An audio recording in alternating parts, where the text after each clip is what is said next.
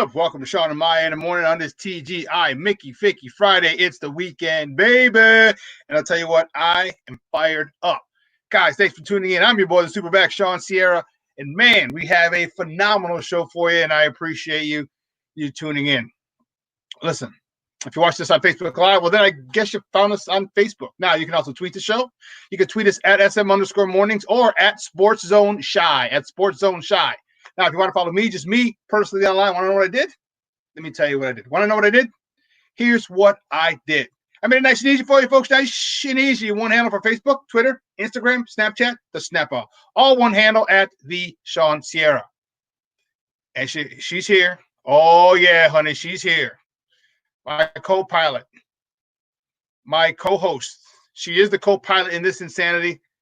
The one and only, the lovely, the adorable, the incomparable Maya Kai. What up, Maya? Is this Flashback Friday with all of the lead-ins to introduce Maya? Yep.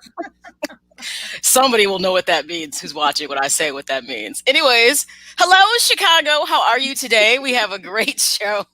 Let me stop being petty because it's not Petty Friday. I swear to God, it's not. But it might be. You make up your own rules, so it could be Petty Friday depending on how you wake up. You're right. You're right. I feel like that, if I want to be petty that day, I'll do it. So you're right. It depends on the day. But I'm going to try not to be petty today. I swear I'm not. Okay. Where can they find you online? Of course, on Facebook and Twitter at the Sports Chica. And if you happen to be an Instagrammer, Maya_Akai. And of course, I try to make things easy for you because right there on the screen is how you can follow me. I see it. Very nice. We're going to bring in Ivan in a little bit. He's doing some last minute stuff, so we definitely don't want to forget our Puerto Rican Swiss Army knife. So we're going to bring him in a little bit.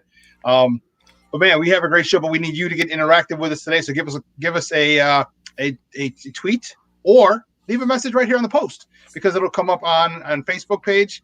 If you leave a message on the Facebook page, it'll come right here on the screen. So you'll be famous. There's your 15 seconds of fame. Perfect. All right. We made our fans famous. We made our fans famous. That's one of my favorite Kanye songs. Oh, it is? It is. It's ignorant, but I love it still. Anyways. There's some room for ratchetness every once in a while. That's okay. I'm trying to incorporate that a little bit into me, so I'm not so one dimensional. I'm trying to channel my, not fully because I don't think I could ever get there to my inner Megan Thee Stallion. I'll never get to that point. But I'm trying to be a little savage. There you go. Oh, a little savage. Oh, I think we might just found a new nickname for Maya. A little savage. Uh-oh. Oh, but anyways, it's Friday. Anyway. Yeah. Freedom Friday. There you go. Little savage. Oh, that's your new nickname, Maya Little Savage. Hey, if you get a mug in the mail coming in and says Little Savage, it won't be from me. I know who I got it from, right? Okay. It won't be sent from me, I promise. Oh, it won't be used. I shouldn't think for one moment that not for one moment that it's me. Okay. No. All right. Hey, well, listen, guys, we have a phenomenal show. We get started early, so we got to get going. Yes. At 9:30, Eugene McIntosh from the Bigs. Mm-hmm. First of all, they're contributors to us here on SportsZone Chicago, so you can hear him and his boy Terrence Tomlin every week here on SportsZone Chicago. But Eugene McIntosh, I don't hold it against him. He's a Mount Carmel grad, and he's going to talk about the Cubs #1 draft pick, Ed Howard, who he actually had on his show last week. So if you checked it out, you're able to listen to it here on SportsZone Chicago. Yes. They interviewed Ed Howard, and he was saying, hey, it wouldn't matter where he went. He was just happy to be drafted. He's the number one shortstop in the draft. So the Cubs drafted him in the first round. So we're going to talk to Eugene McIntosh about this young man because he's been following him, obviously being a Mount Carmel grad. And then at 10 o'clock, Maurice Fleming. This is my guy. He's a kid that I coached at Curie. He ended up going to University of Iowa for 4 years. And then in his fifth year, he went over to West Virginia. We wanted to talk to him about the scandal over at the University of Iowa surrounding strength coach Chris Doyle. And we actually have another bond together. Actually, Chris Doyle coached me when I was a senior in college. After my junior year, my head coach left, took the gig at Maryland, and he came in with Peter Voss and that staff. So I had Coach Doyle for 1 year as a strength coach. Okay. And the offensive line coach, which we worked hand in hand as being a running back, obviously. So we've both been coached by the same guy. And I want to see what he had his thoughts on this whole scandal going on in Iowa, because I know he posted some things and some of his teammates retweeted some of the stuff that he had. And then at 10 o'clock, Jason Palmer, good friend of the program, he's calling in and he's going to talk about some money. How HBCUs need a little bit more money. So they got to start. They have to. They need to be funded a little better. And we're going to talk about a little better. A little bit. They pretty much need a full upgrade in regards to the type of funding that they do not receive. I mean, but something tells me now might be the time that we're going to probably see a little bit more funding going towards HBCUs. I would not be surprised. So interesting article when you kind of hear what's missing in regards to not just funding, but all of the support necessary for HBCUs to be successful in athletics, just like other schools in the NCAA. So it'll be a good conversation. Yeah, Jason Palmer, you've heard of him. He's been on here plenty of times, so good friend of the program. Well, listen, guys, you know how we do. The first segment of every show is called Top of the Morning Tea, and these are the hot topics of the night before, or just of sports in general. And boy, oh boy, do we have some doozies. Man, which way do we go? Which way do we go? I know which way we go. We're starting here. Chicago Cubs. The Chicago Cubs. This is why I wore my White Sox hat, because we have a lot of Cubs talk today, Maya. So I'm like, all right, we need to balance this out. We need to balance it out with a throwback Sox shirt. You know what I mean? The 83 winning ugly. That's what I'm talking about. Anyway, the Chicago Cubs in the first round select Mount Carmel grad and shortstop Ed Howard. He was actually the top rated shortstop in the draft. And it's kind of a homecoming. It's really cool. I think it's awesome. He is a Sox fan, but he's like, hey, the fact that I could play anywhere just to be drafted, he's got his head on straight, and he is a humble young man, and he's grateful for the opportunity. And it was cool. He said, give me he's like, hey, he tweeted the other day, he goes, hey, what's up, Northside? Because that's where he's gonna be playing. And he actually has a pretty good relationship with Chicago Southside shortstop Tim Anderson. Okay. They've been friends because actually kind of a little mentorship, maybe, so to speak. Yeah, and Howard was on that Jackie Robinson West Little League World Series team a couple years ago. You know something? When I heard his name, I was like, was he on the Jackie Robinson team? I couldn't. Okay, so he was. Okay, yep. All right. Okay. Mm-hmm. So now we're getting like, oh yeah, I remember. Okay, yeah. Right. Okay.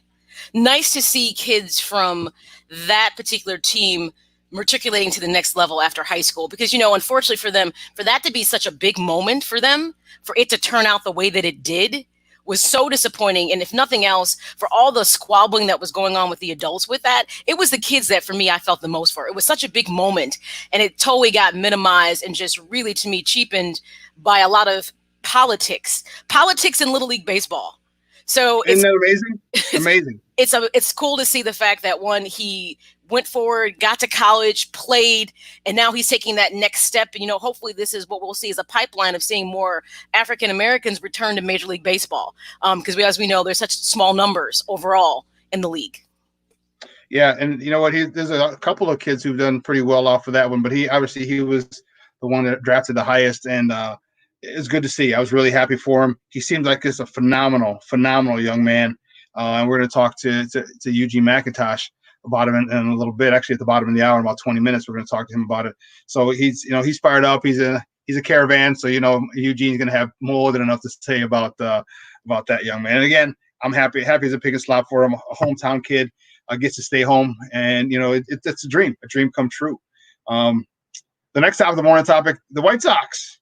The White Sox, they get two of the top 18 pitchers in the first two rounds. Oh, here we go. Here's about, let's give it up. Oh, look at, see Maya, see what I told you? He's wearing his Cubs stuff. I was ready to take the Southside's finest and Ed Howard, baby.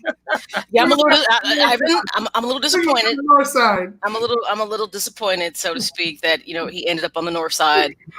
But it's all good. But it's okay, because understand he's being under the tutelage of Tim. So Yes. What can I say? So well, hopefully he can hit better than he can field.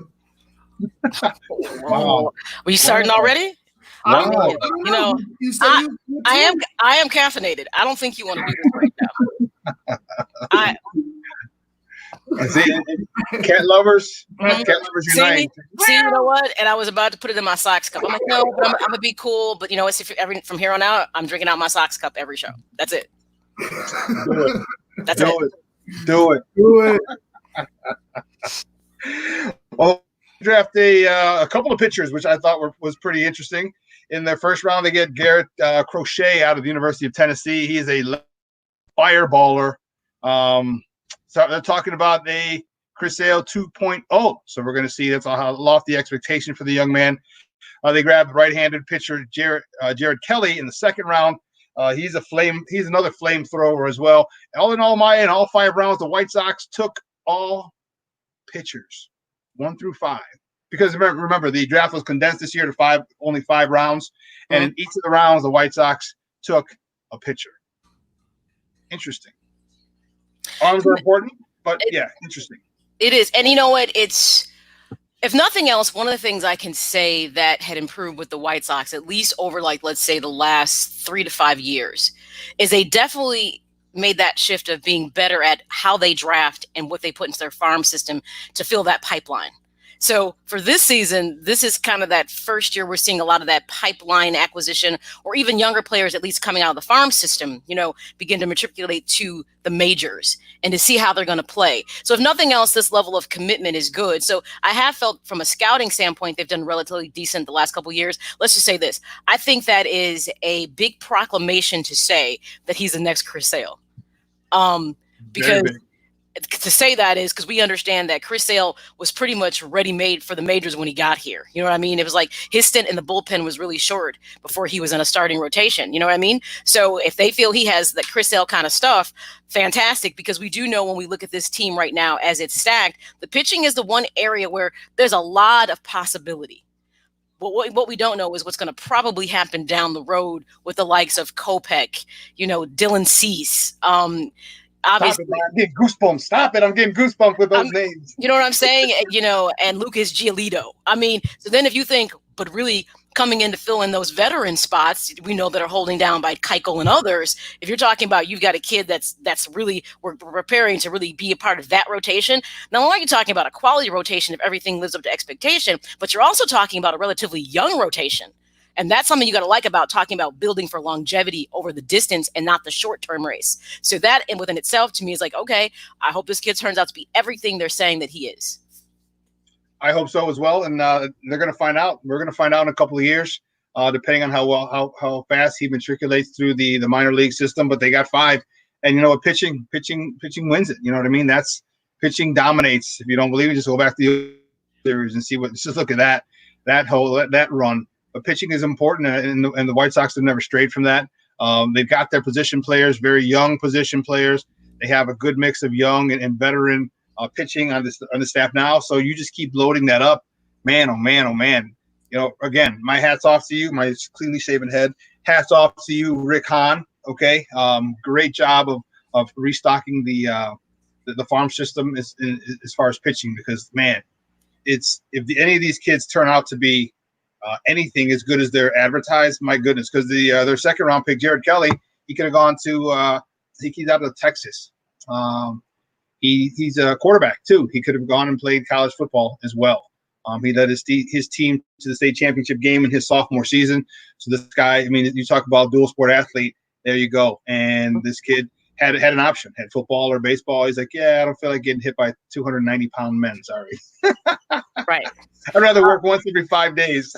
Hey, we've seen a lot of players that were two-sport players, whether it was football or baseball, basketball, and they chose, I'm going to go with, at this point, you can still make good money, but I'm going to go for the less impact sport for longevity of my professional career in sports. So to me, I don't, hey, and can you change your mind? Maybe, but hey, you're not going wrong, because as you can see, you can go the distance in baseball. So Samardzija is the latest ones. Yeah, Samardzija from Notre Dame. Is that what he played at Notre Dame? Is that correct? Yeah.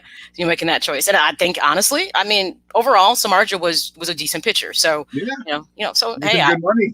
Real good money. Here's the thing. It's not a bad thing if you have an option that you're sitting haggling over what sports you want to play. Everyone doesn't have the ability to be, Bo Jackson or Deion Sanders, where you're like, I'm going to get it all. Everyone can't do that. And that's okay. So I think being smart and thinking about, and I think also you got to look at where's your strengths. Where am I going to really excel in a professional career? Was I really that good of a football player versus a baseball player? You know what I mean? And I think you have to then decide, to be honest, I think I'm better suited for this opposed to this. So. I know, actually, more recently, there's Kyler Murray, the quarterback out of the Arizona Cardinals. He was a baseball guy. Russell Wilson was a baseball. Russell Wilson still goes to spring training every year. I don't understand why the hell he keeps going to spring training, but he still goes to spring training. Russell. He's Mr. Motivation. You know what I mean? Russell is Mr. Motivation. He kind of level up. I'm just kidding. No pun. No pun about his wife there. But I think he just likes to always be engaged, so to speak. It seems like to me. So I could see him for some reason doing that. That just seems like a very Russell Wilson thing to do. Yeah, it does. It seems. You're right. Well, we got to keep moving. The next top of the morning topic: the NFL. The NFL, $250 million to social justice efforts. Your thoughts, Maya? Here's, what it's interesting because I think all this is like fallout. To me, this is all fallout from where we are with what happened with the George Floyd unfortunate situation, him losing his life. And we've had this shift in awareness. I don't know that it's necessarily sincere. Everyone's going to be, I've been saying it since the beginning of 2020. 2020 is hindsight. We're going to say this about a lot of things. The NFL had the opportunity to right this ship because remember, they had a coalition with Malcolm Jenkins and some other NFL players to begin a social justice initiative. I can't remember exactly what the name of the initiative. If you go Google NFL Social Justice Initiative, it'll show up as something that the 32 teams were supposed to put together programming to go work with police departments and stuff like that. I know the Bears did it, the Tampa Bay Buccaneers did it. I'm not sure who else did it. Those just kind of popped up when I started reading about it a while back. But everybody didn't overcommit to it. So my thing is that they were also putting that type of money back then, and there were supposed to be PSAs that were supposed to run. Like, remember, you'd see like the PSAs about using, words of bigotry, stuff like that. We've seen with other social issues. That was supposed to happen last season. And it was very loose and soft and never happened. So now we're right back to, you were already supposed to be doing this, but now you're actually doing it with more intention because people are watching you and holding your feet to the flame. This is the only reason that the NFL is doing this, because they did the same thing like a year or two ago and they weren't overly sincere about it, to tell you the truth. So this is, I'm only doing this because now I'm in the public eye and you're watching me do it. But it's okay, because you know what? 250 mil, that's a lot of cash. So take it. But I mean, I don't feel it's being done clearly with any real form of sincerity. Yeah, I agree. It's like, all right, we're $1 billion organization. What's 250 million for us? I'm just saying. You know what I mean? It's what's $250 million to us. So what do you got? A comment, Bernard? Yes, it's fallout, but if they don't, they look even worse. So no matter what, it will be looked at as fake, or why didn't you step up? Yeah, I mean, you can look at it any way. You can say, yes, it's awesome, it's great. Or you can say, what the hell took you so long? Look, I'm going to tell you this. On which way you want to look at it. This is how this works. This is the first time that fake money is some of the best money you can ever have. This is not monopoly money by any stretch of the imagination, because you can spend this fake money. So you know what? It's fake, but it's the right kind of fake. Just know that. So we'll take it. That's hilarious. That's good. That's real talk, though. That's real talk. Well, the next top of the morning topic. Seattle Seahawks coach Pete Carroll, he regrets not signing Kaepernick in 2017. If you wanted to, I'm telling you, well, we don't know 100% for sure, but it's about 100% sure that he was blackballed. And I think Pete wanted to sign him. I think it just came down from above saying, hey, he can't sign him. And Pete's one of those guys. He's like, he reminds me of like Jerry Tarkanian and other guys who go get, troubled youth and people who have controversy around them coming out. Remember Tark the Shark would take a flyer on a lot of these young guys, and a guy who could potentially bring a lot of static or unnecessary heat to a program. I think, and he did the same thing at USC. He had a couple of guys who were a little rough around the edges, but they played ball. They could play ball, and that's all he cared about. Look. And I think he should have taken Kaepernick, but definitely that was a decision above his pay grade. Look, okay, let's just say that it was a decision above his pay grade. Ultimately, if the organization, because I remember Russell Wilson was open to it. I remember him saying that, but it was an organizational decision if they were going to bring Kaepernick there. So that, let's just put that, I don't put that on Pete Carroll. I don't know why he felt the need to say that. at this point because you should have said that when it was on the table. But that's about job security. So why would he say that? Because remember, the Kaepernick situation was very decisive and dividing for a lot of people in the league. So this is when the NFL stance was that it was the wrong thing to do. You were disrespecting the flag. You were disrespecting the anthem. You were being anti-veteran, which was about none of those things. So all of a sudden now that right in your face, what it was all about in the first place is being brought to the table in a way that you have to address it. Now here comes Pete Carroll, who, by the way, I'm not a fan of because he ran his ass right up out of USC when it got hot and left the flag for others. So I've never been a fan of Pete Carroll and let everybody else take the brunt of what he was doing. And by no means, Shawn, don't you ever think for any of these coaches that go into these disadvantaged areas and give all of these black youth the opportunity to play at the college level, that somehow there is this need that they're trying to cultivate and grow and to help them be better people. They see them as an asset to play better college football, and that's the bottom line. And they're willing to take the risk because often the level of talent is worth the risk. So I'm not looking at Pete Carroll like, or any other real college coach and say, I believe that they make these really risky decisions to bring in these young urban youth because they really want to help them right their ship. Because the problem is we see too many of these youths not ever really right the ship, especially when they get to the NFL level. So that tells me right there is nobody worked with you on any level, emotionally, socially, or mentally to be a better person or to be well adjusted. So let's be honest, they are an asset. That's it. And if you fail, that's your collateral damage, not theirs. So what to Pete Carroll? I don't like him. You don't, huh? He's grandpa. That was a rhetorical question. He's a grandpa. He's he's a little mellow. I've always liked Pete Carroll. I didn't like him with the Patriots. And I had a friend who played with him at the Patriots. Wasn't a whole lot of love. Yeah. Okay. Yes. So it was interesting, the kind of things that he would talk about. So I didn't like his exit from USC. I thought it was really crappy how he left others like Reggie Bush to kind of, you know what I'm saying, to hold that scandal. And he got to go forth in his career and proceed to do great things. But then Reggie Bush had to take that flack and embarrassment and have his Heisman taken away. You know what I'm saying? I didn't like the way he exited that situation. And for me, that's a character flaw. It tells me a lot about you. So I've never been a fan of him since he left USC like he did. Yeah, that was rough. And you know what? It's the way that it is in college. And unfortunately, he just played by those rules because there's no penalty for a coach who leaves and goes somewhere else. No. It's the program that suffers. So the program suffers. Like, all right, well, the program suffers. I'm out. And he screws everyone over. It's also the fact that for the NFL, it's the NCAA. So he left a whole nother, obviously organization. If he would have stayed probably with an NCAA, there would have been a lot more flack and pushback. You know what I'm saying? Mm-hmm. But he literally left and went to the NFL, which means there was no real punishment that could be levied for him because they're not, the same organization. Right. So hence he ran for the hills and benefited from it greatly and left a mess for others to deal with. That tells me a lot about him as a person. And I agree totally because nobody was mentioning that when it happened. And then you get Reggie Bush just coming back to his alma mater, letting him back after 10 years, while Pete Carroll has been, I guess to a point, unnecessarily praised in Seattle. Yeah, I mean he won a Super Bowl with them. Granted, I mean they benefited they benefited off some lucky drafts, some great historical drafts where they hit in every round. Like they benefited off of something amazing. But Pete Carroll, he abandoned him. He abandoned his team. He abandoned the people that he went in, recruited, and said, "I'll stick up for you." He gave him the whole rundown, gave him the living room talk, and then just tucked out and said, "Hey, deuces, I'm out of here." Mm-hmm. Well, I mean, but that's what college coaches have been doing for years. Whenever they got caught, they were out, and there's no penalty for it. There's nothing for it. So he was just doing what was his thing. I don't agree with it. I think it's horrible for the kids in the pro. Because so if a kid's a sophomore and they're put on probation, well, guess what? Now for the rest of his college career, whether it be 2 or 3 years, depending on his eligibility, the guy's not going to go to a bowl game.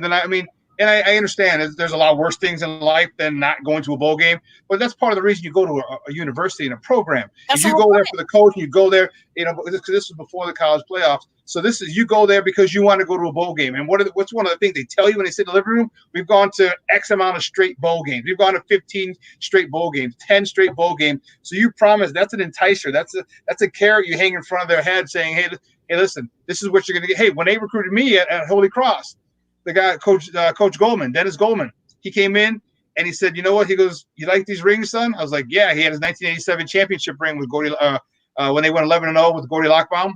Mm-hmm. He goes, do you like these rings? I was like, yeah, that's nice. He goes, you'll probably get 2 of these because you'll probably get at least 2 of these before you get out of there. And he was wrong. I got 3. But anyway, that's another story. But that's the enticement that they use. And so now the kid can't go to a bowl game. It's jacked up with the way that they do that for college kids and for the athletes. But it's landscape of college football. And so until something changes, college coaches are going to continue to do that. But there might be a shift, though, Maya. People might say, hey, players might say, hey, you know what? If the coach screws us over, I'm transferring. Now with the transfer portal, you can go somewhere else. Remember, we have really started to see quite a bit of players leave and go to other programs because of they're not happy with things that are going on or outcomes. And remember, there was a lot of scrutiny about that. Like, how dare them leave their program after, committing to do this? I think what's probably coming to light now for many people is there was way more underlying issues within that program than we saw from the outside. I think that's what's coming to the surface with more programs now, why a lot of players left and went to another school. Yeah, I agree. And then there's also another movement where you're having kids who are transferring. There was I had it written down. I couldn't find it this morning. I remember where I wrote it. A football player is transferring to Morgan State. So now we're starting to get the whole movement now in light of current situation. They're have black kids go to historically black colleges, universities to play basketball or play football, and we understand what that means. That means money. That means money because when you get top-notch talent, we're talking 4 or 5-star recruits, and they're playing in the MEAC and the SWAC. Guess what? People are going to want to see it. And here come the television contracts. Here come a whole bunch of other things, and that's here comes that windfall of money that often has gone to the Big Five, other conferences that are out there, and that was always something. I mean, I've actually been saying that for more than 5 or 6 years. Is that within the Black community, we should rethink. Now, mind you, I'm fully guilty of not going to an HBCU. It was a decision that I made that I wasn't interested in doing.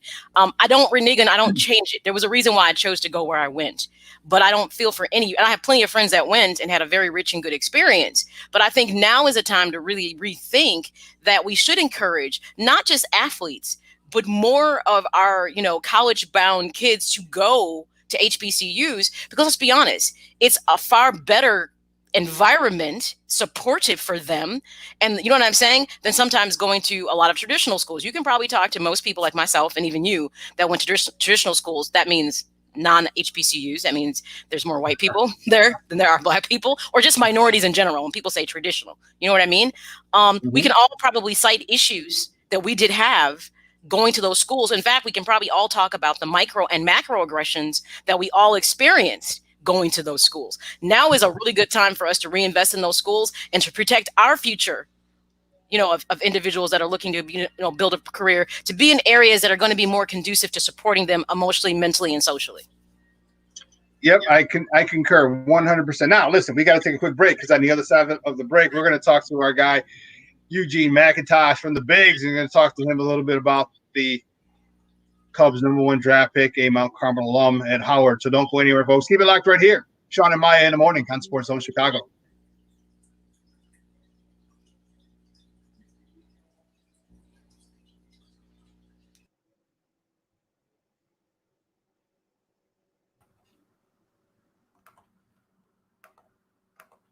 Quicken Loans presents the Sports Flash, driven by Jeep on 1330 and 95.9 The Zone.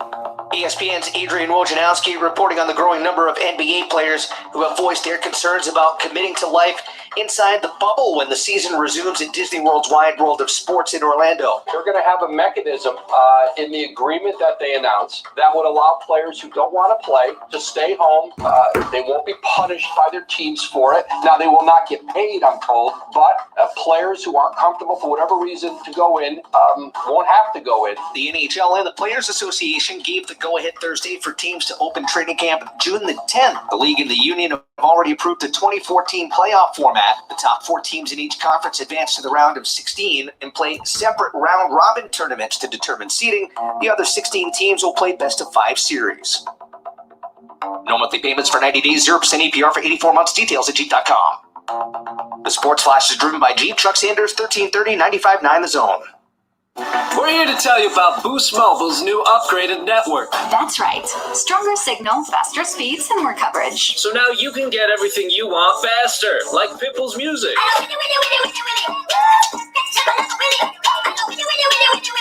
No, the new upgraded network means you can download music faster than ever before. It doesn't mean that it will make Pitbull songs faster. Oh, so this isn't the song. No, this is the song. Well, this is embarrassing. Step up with Boost Mobile's new upgraded network. Stronger signal, faster speeds, more coverage than before. Switch and get 4 unlimited lines for $25 per line per month and 4 free LG K51 phones. Access to upgraded network requires compatible device. New customers only. 4-line offer requires at least 1 port and activation from eligible carrier. Free phone limited to 1 per line while supplies last. Customers using more than 35 gigabytes of data during billing cycle may be deprioritized during times of congestion. Offers and coverage not available everywhere. Additional terms and restrictions apply. See boostmobile.com or retailer for full details.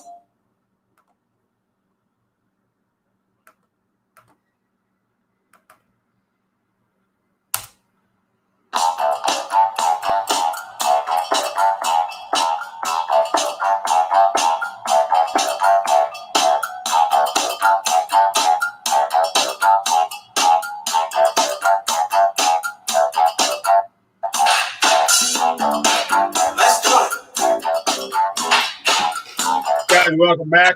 Shawn and Maya in the morning on SportsZone Chicago. Happy TGI Mickey Ficky Friday, baby. It's the weekend, baby. Hey, Maya, you going to the drive-in this weekend or what? The drive-in. Oh my God. No, I'm serious. They got 2 pop-ups. They got drive-ins, and one in Bridgeview, SeatGeek Stadium, and there's one over in Pilsen.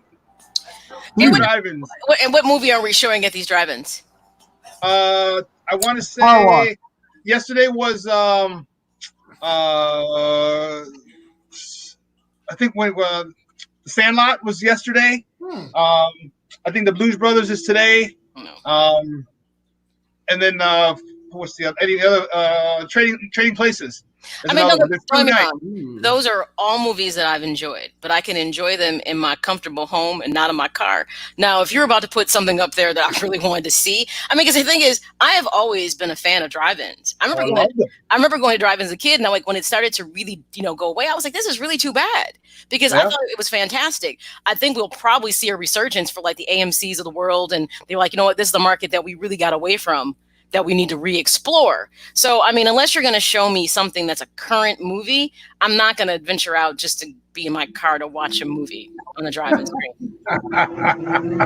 Hey, Bernard says we need Ivan to get a new hat. You're damn right, Bernard. I'll tell you this. We're working on Ivan, period. We will get him right. We will get him strong with the Force. It's just not there right now. So just know it will happen. Well, you know what? Our next guest is in Ivan's corner, and I don't hold that against him. He's a good friend of the program, and actually he's a contributor to SportsZone Chicago. Him and his partner, Terrence Tomlin, they comprise the Bigs, and man, great guy. These are the reporters of the people here in Chicago. They get down and dirty with everything. You can find Eugene on Twitter at Stay Humble. Man, I can't wait to talk to him about his shortstop. Guys, just welcome back to Shawn and Maya, Eugene McIntosh. Gino, what's up, Papa? How are you? Peace, my brother. How you doing today? Hey, Maya. Hey, Eugene. How are you? Pretty good. Good to see you guys. It's been a while, with sports being away, we've had to obviously all generate stuff to kind of keep things going. The Bigs always keep it fresh and interesting, so it's always good stuff. So you snagged one from under our nose, obviously. With Ed Howard. But it's so funny because this is something that you had been focusing on long before this actually even happened. Yes. it's been a long time coming. This thing has been in the making. I'm gonna give you guys a little background info or some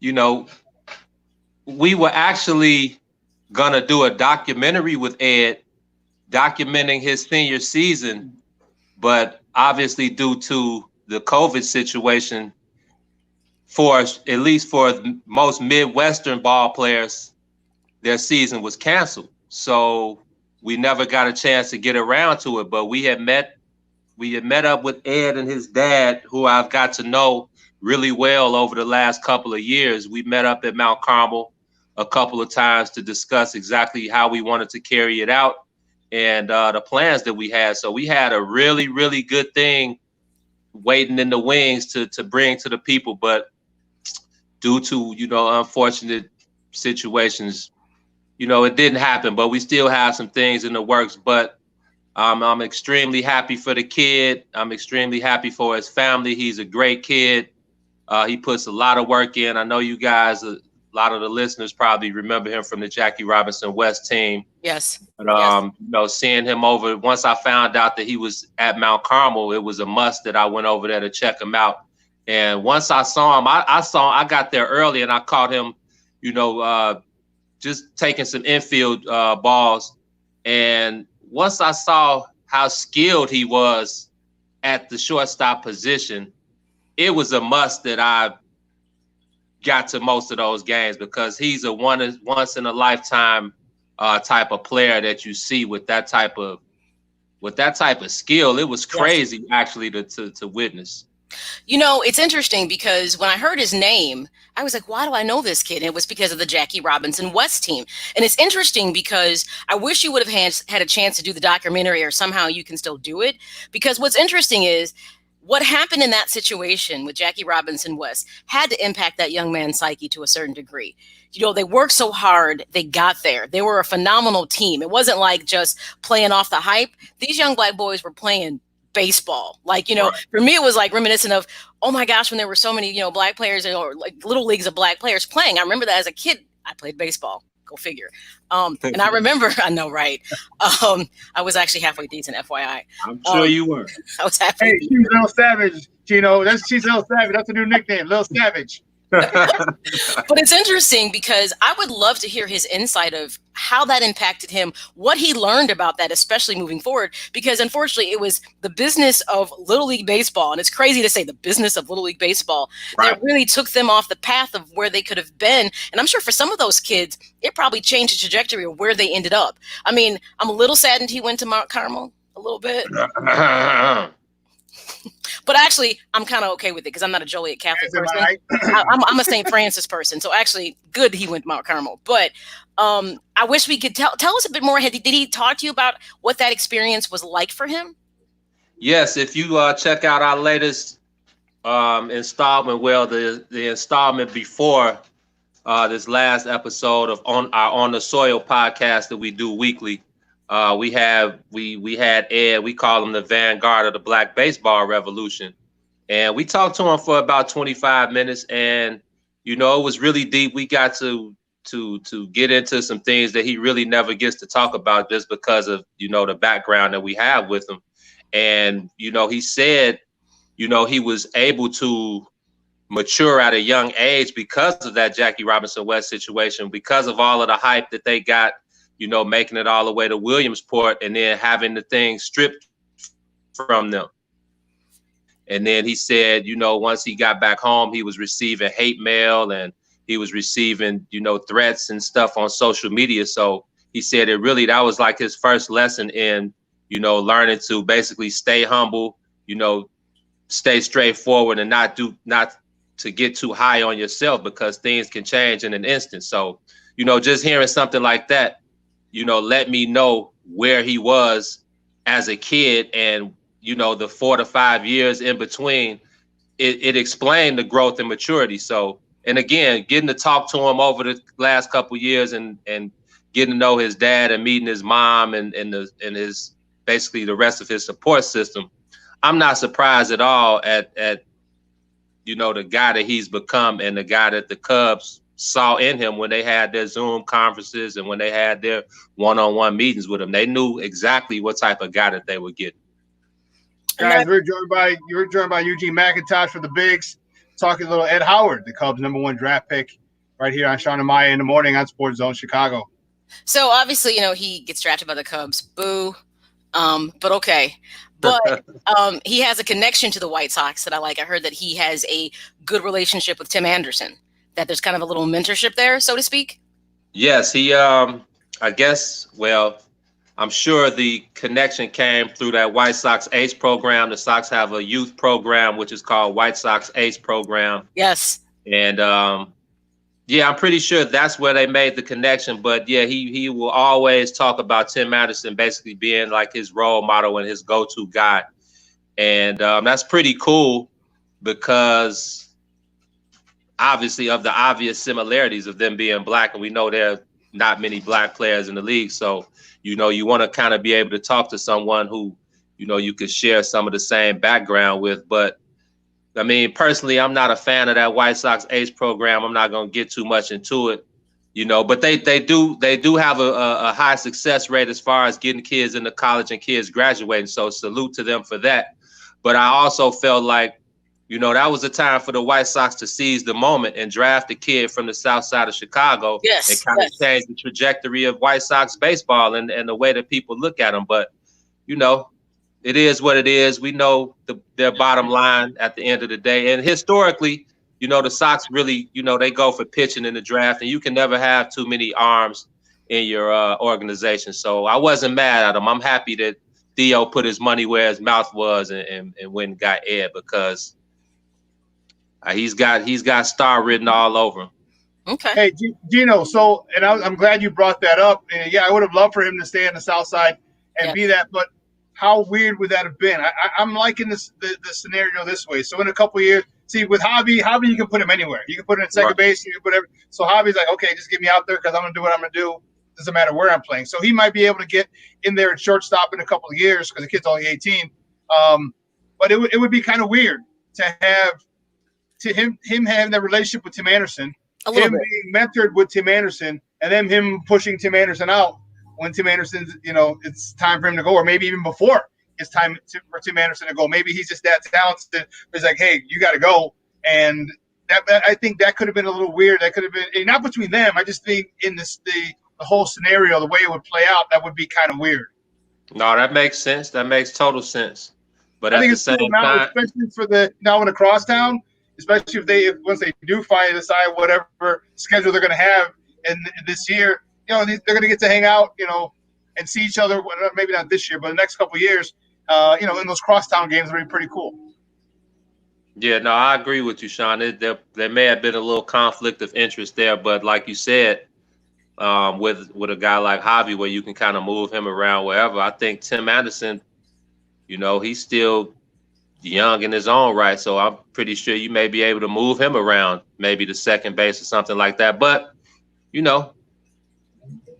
I guess, like I said, the Sox had different plans, and I mean, Tim Anderson is definitely, the man of the Sox future. So let's see. When we get baseball back, let's see if Tim can pick up where he left off and continue to lead those guys. But yeah, that would have been interesting to see those guys, the relationship that they have now, to be able to carry that on into the future in the same organization. But I think it bodes well, like you said, for the future and for the Crosstown Classic and things like that. Because I told Ed, I'm like, you're basically ushering in a whole new brand of baseball fans, especially on the north side. So I think he's built for it. I think he's ready for it. And barring injury, I see him no more than 2.5 years. I see him on Addison up there.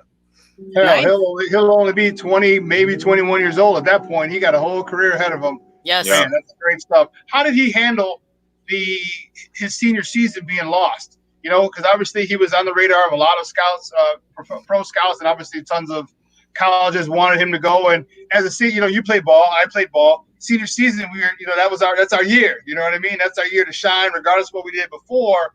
That's our year to shine because we're seniors now. We're leaders. how did he handle not being able to shine his senior year because of the pandemic? Well, again, like we talked about it, and I told him it kind of could have been a gift and a curse in a sense, because he was on the boards. He was very high on the boards before his senior season. So as far as missing the season, I mean, the scouts really didn't have a senior season to base their, I guess, their vision on. So that was a gift, but the curse is just wanting to play ball, needing to play ball. And you know how the scouts look at Midwestern ball players. They kind of look at us as second nature hoop ballers because we don't get to play all year round like the guys in the South and guys over there on the West Coast. So we're already a step behind. But the beautiful thing about Ed, which a lot of people don't know, is that he was taught from age 7 till about 13. He was taught by two of Chicago's finest, Lou Collier. Lou Collier played for he was drafted by the Pittsburgh Pirates. He's a local guy from CVS. And then another guy, Mike Davis, who's also a product of CVS. He was drafted maybe in the late 20s or 30s, maybe I think 1995. But, those two guys are really the success of Ed, having the knowledge and having the gifts and being able to train with two guys who reached the highest level at age 7. If you guys watch Jim Thome interview him on MLB TV, and he was kind of flabbergasted at how fundamentally sound and how great Ed was technically. And you got to if you listen to Ed, he says it. Lou Collier taught me everything. So got to give a shout out to Lou Collier and Mike Davis for putting that kid in the best position. Okay, so here's my question. There's always that to go to college and have that part of my career versus obviously there's always that chance to come right out of high school. Baseball's always been this way, and get into obviously their farm system and develop that way. Did Ed talk about how he made that decision to forego having that college career and just wanting to go this route instead? No, he didn't really have to. There's 3.75 million reasons to go to. I know. So no, he never even talked about it. We did ask him about University of Oklahoma, and he has some ties there. Some coaches that he played with, coming up, and then those Under Armour circuits and that type of thing. But after his junior year, it was almost just a done deal. We knew that he wasn't going to Oklahoma. It was just a matter of who was going to pick him in what slot and what that salary base slot was. So yeah, it was a no-brainer. What was the intel? And you're right. I mean, at that age, you technically have nothing to lose. It's either you could have a growth point and, obviously in the farm system and be good enough to make it. Because it's interesting. There are some players that kind of become career minor league players. I know that sounds odd. I'm not hoping that for him, obviously. But you can still cut your teeth and grow, obviously, within an MLB system like this and get the best of the best in regards to training. So I don't think it's a wrong decision. And if you decide you want to go to college for whatever reason, it's always still there. What did the club organization say that they felt, this is not the Black Lives Matter fallout, right? Like they really looked at him. I'm not trying to be funny, but they really looked at him because, right now everybody's all like, let's be all pro-Black. So with that being said, the kid's got talent. So what was kind of the Cubs rhetoric in regards to why they looked at him and felt like, okay, this is where we want to go with this draft pick?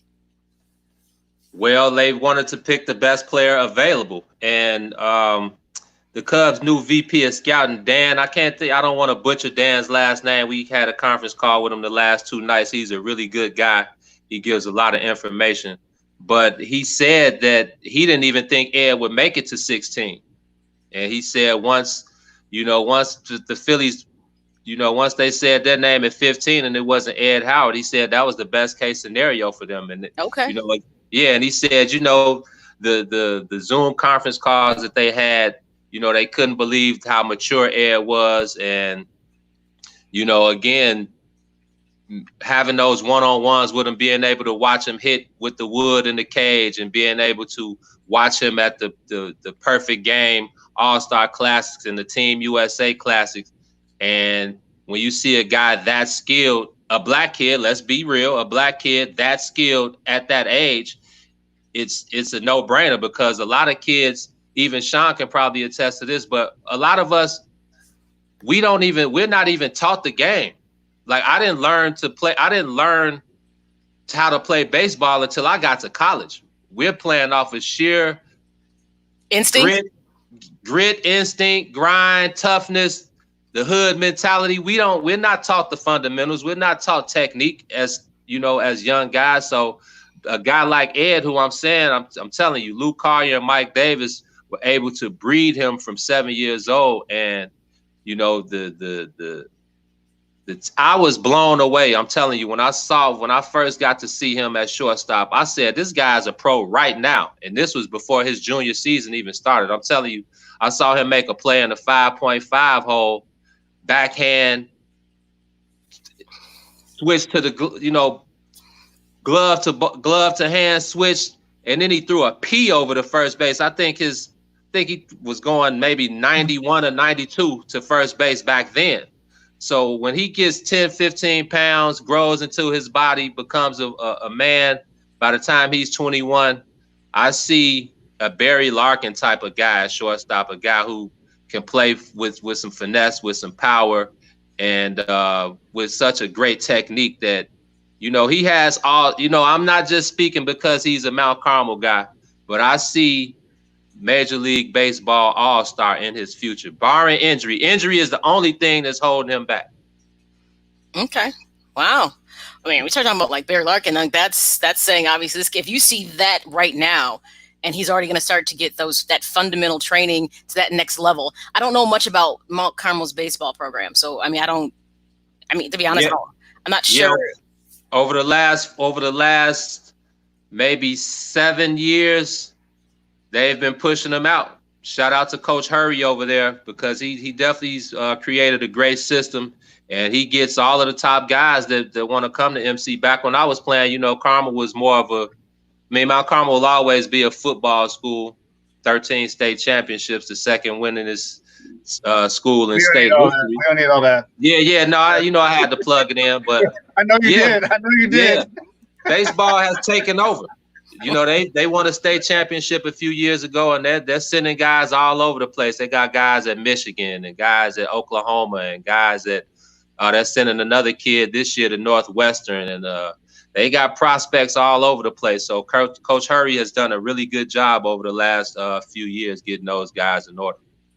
Hey, guys, we're joined by Eugene McIntosh from the Bigs for a couple more minutes. We're talking a little Cubs baseball, and Eugene Howard is the #1 draft pick right here on Shawn and Maya in the morning on SportsZone Chicago. So one last question I want to find out, was he a dual sport athlete? Was he a multi-sport athlete? Because, a lot of players now are. Most are, not all, but most. Did he play any other sports at Mount Carmel?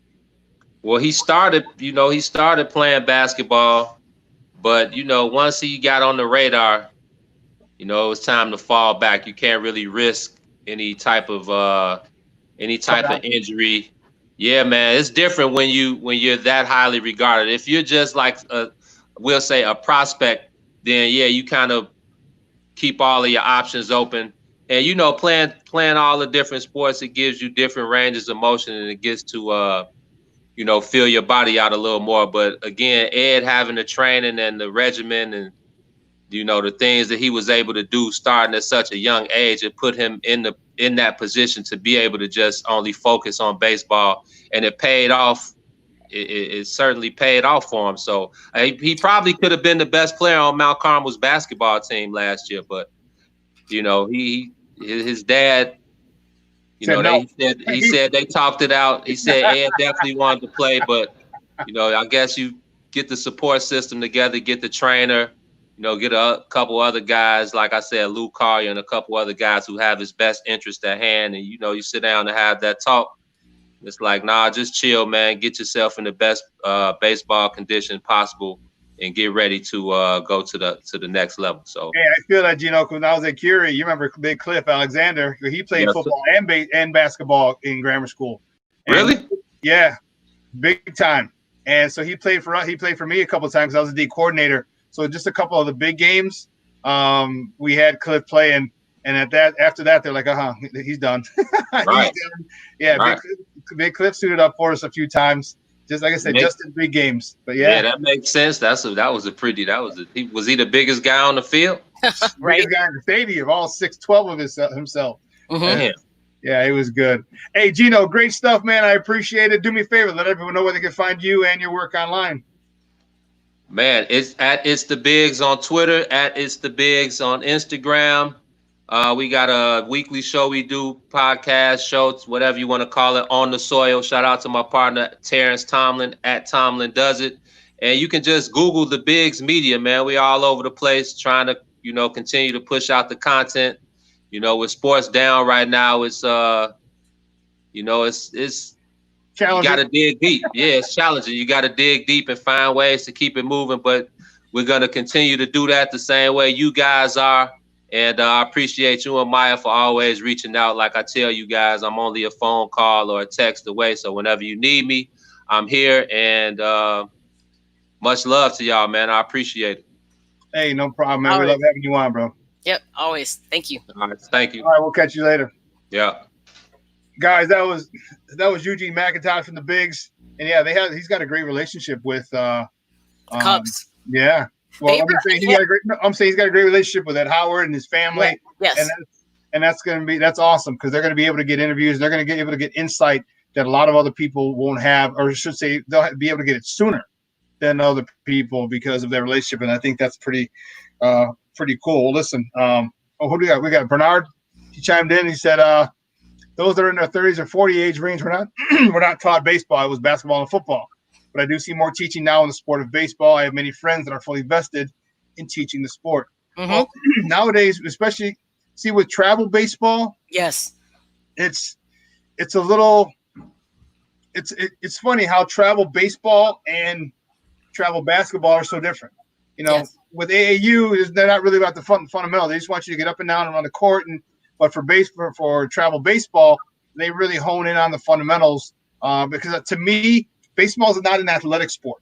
You can be athletic and add that to the mix, but baseball is a more technical sport with pitching and hitting, more repetitive sport. It's very skill centered where you don't have to be an athlete to play. Basketball and football, you need to be more of an athlete to play that sport. But with baseball, you don't have to be as athletic, but what will get you through baseball is the fundamentals, especially in the field. If you're a defensive, if you're a vacuum cleaner, they're going to find a place for you. Yeah, they'll put you 7, 8, or 9 in the batting order, and they'll find a place for you on that field because you stop runs from crossing the plate. You got a pretty good chance of winning. It is. It's a different type of approach in regards to the need for skill in that particular sport. You're right. A lot of other sports, that level of athleticism, like I would say that about even hockey. There's a certain level of athleticism that has to exist in hockey, along with the skilled piece. Whereas that's why for years we look at some baseball players and be like, well, that person doesn't look like an athlete because they look, you have like your Juan Uribes of the world, or Big Panda, Bobby or Bobby Jenks, and you'd be like, you play baseball? So, I mean, though we're seeing a shift in that athleticism, we're seeing more of it, definitely. But for a long time, it just wasn't something that was pushed. And I think Bernard made a good point.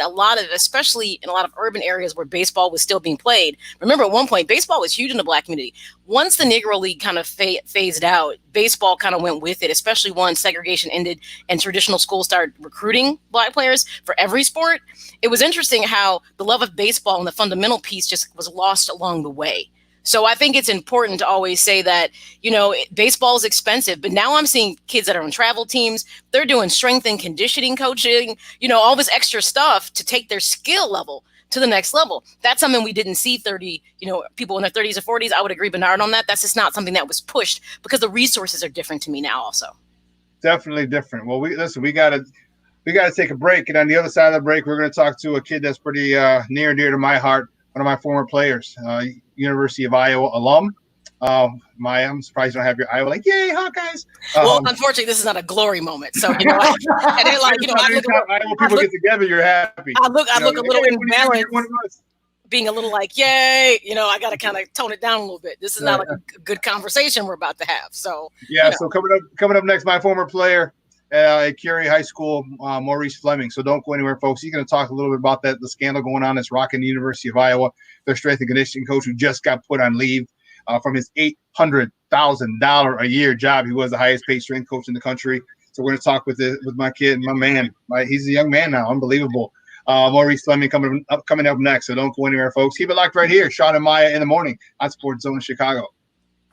Quicken Loans presents the Sports Flash, driven by Jeep on 1330 and 95.9 The Zone. ESPN's Adrian Wojnarowski reporting on the growing number of NBA players who have voiced their concerns about committing to life inside the bubble when the season resumes at Disney World's Wide World of Sports in Orlando. They're going to have a mechanism in the agreement announced that would allow players who don't want to play to stay home.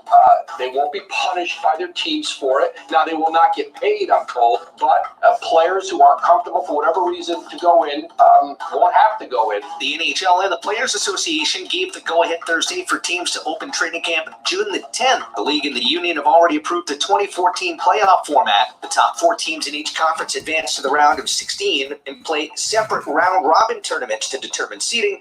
The other 16 teams will play best-of-5 series. No monthly payments for 90 days, 0% APR for 84 months. Details at Jeep.com. The Sports Flash is driven by Jeep. Chuck Sanders, 1330, 95.9 The Zone. We're here to tell you about Boost Mobile's new upgraded network. That's right. Stronger signal, faster speeds, and more coverage. So now you can get everything you want faster, like Pitbull's music.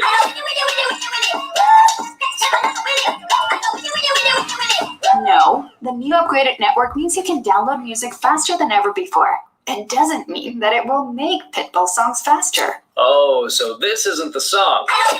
No, this is the song. Well, this is embarrassing. Step up with Boost Mobile's new upgraded network. Stronger signal, faster speeds, more coverage than before. Switch and get 4 unlimited lines for $25 per line per month and 4 free LG K51 phones. Access to upgraded network requires compatible device. New customers only. 4-line offer requires at least 1 port and activation from eligible carrier. Free phone limited to 1 per line while supplies last. Customers using more than 35 gigabytes of data during billing cycle may be deprioritized during times of congestion. Offers and coverage not available everywhere. Additional terms and restrictions apply. See boostmobile.com or retailer for full details. Come on, baby, get them daisies, bring them down to the system. I want you to bring them down to the system. Everybody, bring them down to the system. I want you to bring them down to the system. Welcome back to Shawn and Maya in the morning on SportsZone Chicago on this TGI Mickey Ficky Friday. It's the weekend here in Chicago. It's a little cooler today, but you know what? It's going to be a beautiful, beautiful weekend. I'm telling you, Maya, I think I'm going to go to the drive-in just cause. You know? I'm not going to drive-in to watch a movie I already seen before. I mean, I'll take that back. Or you have to really put something up there that I would really, really want to see on a big screen. So, right now, I can't tell you what I think that is right now. Oh, okay. I was gonna say, what would it be? A Star Wars movie? Would it be a Star Trek movie? No, because here's the thing: I have seen all of those things in big screen format, so that's not it. I'm like, right?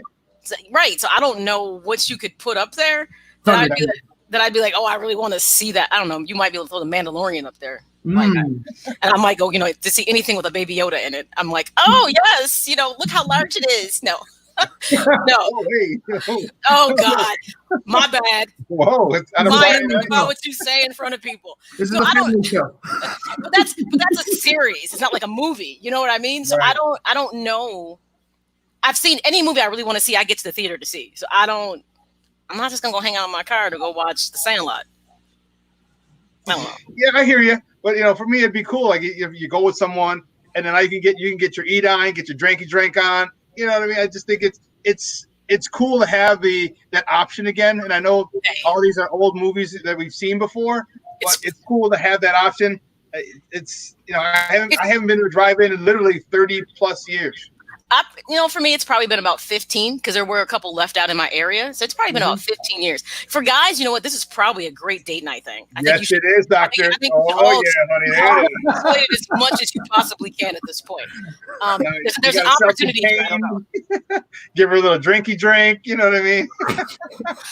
Anyways, you digress. But I digress. So I heard. That's what I heard. I don't know. That's what I heard. Right. Okay. Hey, well, our next guest, I'm excited to talk to this guy. I haven't talked to him in a while. One of my former players that were at Curie High School over on the southwest side, over on Archer and Pulaski, and he was our quarterback. He also played on the basketball team, hit a couple key shots his senior year. Ended up going to the University of Iowa. Played there for 4 years, I believe. I still had an extra year of eligibility. Ended up going to West Virginia. Made on a couple of practice squads, and which was really funny. I will talk about it. He actually played for my former head coach at in Tampa, so which was my former college coach. So I want to bring him on. He is a great young man that I've had the pleasure of knowing for 10 plus years now. You can find him on Twitter at Maurice Flem, Flem. Guys, let's welcome Shawn and Maya for the first time. Maurice Fleming. Maurice, welcome, Papa. How are you? Oh, good. How you doing, Coach Sierra? I'm doing good, young man. I'm doing good. Good to see you. Good to talk to you. First and foremost, how's the baby? You got your little girl. How old is she now? 3 years old. 3 years old. She's doing great. 3 years old. Okay. Yeah. Is she much of a hassle like you were? Worse. Worse. Oh, that's crazy. That's good stuff, though. I see the pictures you post of her. You're spending all this time with her on Facebook. Good stuff. Good stuff. So I wanted to talk to you about, first about your choice to go to Iowa. You know, when you were in the recruiting process, you know, you were, you had quite a few offers to go to a couple of different places. What made you choose Iowa back then, as opposed to some of the other schools that were after you? I know Northwestern was one of the schools that was after you. You had quite a few, but what made you choose Iowa? Oh, it was out of Illinois, the state of Illinois, for one. It was close to home. That way my mom can come to the games if she wanted to, so she can have access and it wouldn't be a hassle getting her to the games. Because, you know, my mom is very supportive. Mm-hmm. And, you know, just the staff at Iowa, you know, Coach Ferentz and his staff has been there for a long time. Now, you know, it's a business in college, so a lot of coaches take the opportunity elsewhere. They take their talents elsewhere to different universities. So Coach Ferentz had a good background as far as I knew in the recruiting process. So I took advantage of that, and I knew I would graduate from the University of Iowa. So that was another huge thing. And also, he promised the future of me, you know, getting to the next level. So you did go there, and it was good. I remember the first time I saw you on TV. I honestly, I didn't cry. I was just really hot in the house. My eyes started sweating. Shawn, you cried. My eyes were sweating. Maurice, he's talked about you so many times because I went to Iowa. I'm a graduate of Iowa as well. And he's talked about you so many times. So, Shawn, you cried. Stop. Just stop. It was sweat. We were sweating. It was hot in here. But, I was really proud of you and happy for you to see you on TV and making plays and things. And, you know, just to think that when we first met, you know, to see you come that far and be on national television was pretty cool. And I was happy for you and happy for your mom because your mom's a single mom and she's hardcore. She's hardcore, isn't she? You know. He's like, yeah, okay, I'm gonna let that. Yeah, mom.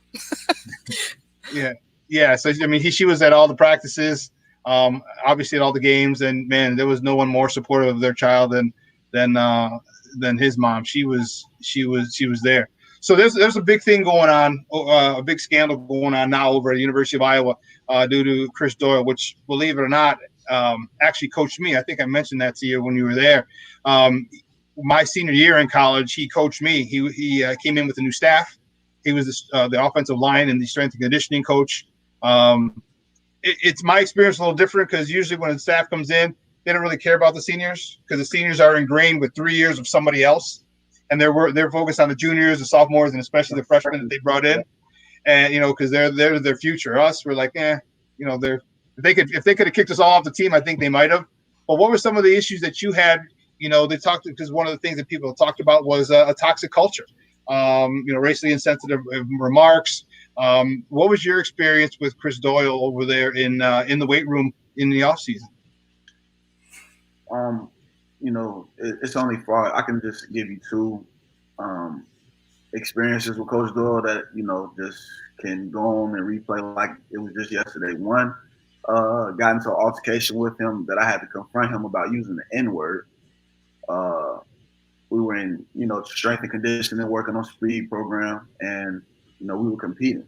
And I had to confront him about using the N-word because he was saying it. He said it like two or three times. And, you know, it was just a shock towards everybody else. But, you know, I'm mad and raged because he's using the N-word. Mm-hmm. And all my, you know, African-American black teammates were just telling me to calm down and relax. And they were telling me to calm down because Coach Doyle has so much power at the University of Iowa. He controls whether you play or not, believe it or not. Because he's the Ferentz's right-hand man. So, is it fair to say? Do you think that with that statement? Do you think that obviously Ferentz, or would you say it's fair to say that Ferentz knew exactly what was going on? He just kind of looked the other way. Yeah, you could say that. I don't know what Coach Ferentz was thinking. I mean, at that time, I mean, I just knew he was definitely aware of it. Well, we just don't know, why he didn't act in a timely manner, and why now. Well, you know why now. Why now is because he's been exposed. I am not a fan of Ferentz. I never have been. Yeah. I never will be. I am from the Hayden Fry era. So personally, I struggle with Ferentz because to me, that is not the Iowa football that I'm familiar with. I don't particularly care for it. So not to say that anything culturally was. I mean, I'm friends with a lot of former football players. Still after this, we still have a very strong alumni, a Black alumni. We get together every year. We have a page. We still interact. I've yet to hear any of them say that it was the same experience with Coach Fry, so to speak. Coach Fry was different as well. Because of his, he was a guy from Texas, and it was kind of a different mentality. And I don't know, their team was different. And what's interesting is that, and I think, Shawn, I mentioned to this, when the Bears drafted James Daniels, I was all ecstatic. Because obviously I still watch Iowa football. I might be a little off kiltered about it now, but I have a lot of game watches that I go to and watch the games. And I went to the Northwestern when they had their homecoming and Iowa was a team. We actually did a event with the Northwestern Black alumni. We all got up there and did a tailgate together. So I still watch it. So when they drafted James Daniels, I was so excited, and I felt happier than a pig in slop, boy. And I kept telling everybody, trust me, this is a good draft pick. They thought I was just being a homer about it. I'm like, no, this is a really good draft pick. But the thing that floored me is when they would do their introductions, before games, he did not say Iowa. And I was so taken aback. I was like, what? I'm like, how did he not say the University of Iowa? And it's weird because it never occurred to me that there was a reason why he didn't say it. Because to me, this was so under the surface that no one talked about that this issue was going on. And it's so sad. Yeah, I mean, when James' introduction, like on Monday Night Football, comes through, I think he just takes more pride in coming from Ohio. And I think he tweeted about that either last week. So, I mean, I don't know the reason why he didn't say the University of Iowa rather than where he's from in his high school. So, yeah, I'm not sure about that one at all. I'm going to tell you right now, if he was coached under Coach Fry, I'm going to tell you what he would have said. University of Iowa. Because I'm gonna tell you, because that was the mentality he had. I mean, we were just all. I mean, it was just a good experience. So I'm gonna say this. I fully believe that Ferentz knew about it, because if Doyle was his right hand man, there was no way he didn't know about it. And I want to say there was a post that was shared in the feed that someone made a comment about, was there someone who would then meet with the Black players? Someone with the initials of KF. Not KF. Coach Ferentz. No. Okay, and he would have a special meeting with you guys to kind of address some of this stuff. I mean, tell me a bit about, did it ever come to the surface about Doyle and what was going on? Or it said that things would happen and he would then get the Black players together to talk about it. Yeah, so this was after I left and Jordan Lomax. He's one of my roommates and teammates. He played safety at the University of Iowa. And he would meet up with Coach Ferentz. Am I still on? Yeah. Okay. He would meet up with Coach Ferentz and talk about, what we deal with as Black players, because there wasn't any equality as what we felt. They took away a lot of things from us. The main thing would be, how we celebrate. We couldn't celebrate on the field after making a play and get excited the way we want to and express ourselves on the football field. But when the white players would do it, it'll be a different story. They wouldn't say anything. And so we'll look like, man, it's make us so uncomfortable. In the meeting room, he also called Barack Obama a prick. And we all looked at each other like, what in the world is going on? Like, he had all that. Who said that? Coach Ferentz. Oh, see, somebody should have quietly had leaked that out. And I'm going to tell you something. A lot of stuff probably would have changed. See, this is the kind of stuff, but it's all coming out now. And I feel like that needs to be talked about, because right now, Coach Ferentz is trying to distance himself from this. And I'm like, if that's allowed, because, I see this as a way to get rid of his ass, because I don't like him. But seriously, if he was saying something like that, that's not acceptable. Period. Not Yeah, acceptable. Coach Ferrin says a lot of slick things. It's I very don't care. subtle. It's very subtle. I mean, I had altercations with Coach Ferrin more than I had with Coach Doyle. Coach Ferrin and I had a few words, and when I knew when I was getting ready to transfer, he gave me 24 hours to rethink my thought pattern. So I was like, yo, I will come back to you the next morning and tell you I'm transferring again, and that's my final decision. And he just smirked, did his little laugh, and he was like, you need me in life. You will never be anything without me. You will be a failure in life if you leave the University of Iowa. And I was just looking like, wow, did he just say that? Like, really? Because you should have been like, with that mediocre ass program you have, and I'm sorry, Iowa football has been mediocre to me for years. Well, like, we went 12-0 and then end up going 12-2 to finish off the season. So that was part of it was our best season. Yes, it was, but I'm talking about Ferentz' overall career. I know the numbers. Well, people will say the numbers. I'm like, but if you somewhere for 20 years, you can stack numbers. I mean, let's be honest. Instead of us being players that year, we end up being decision makers. We came together as blacks and whites, and we told each other, like, man, we have to work.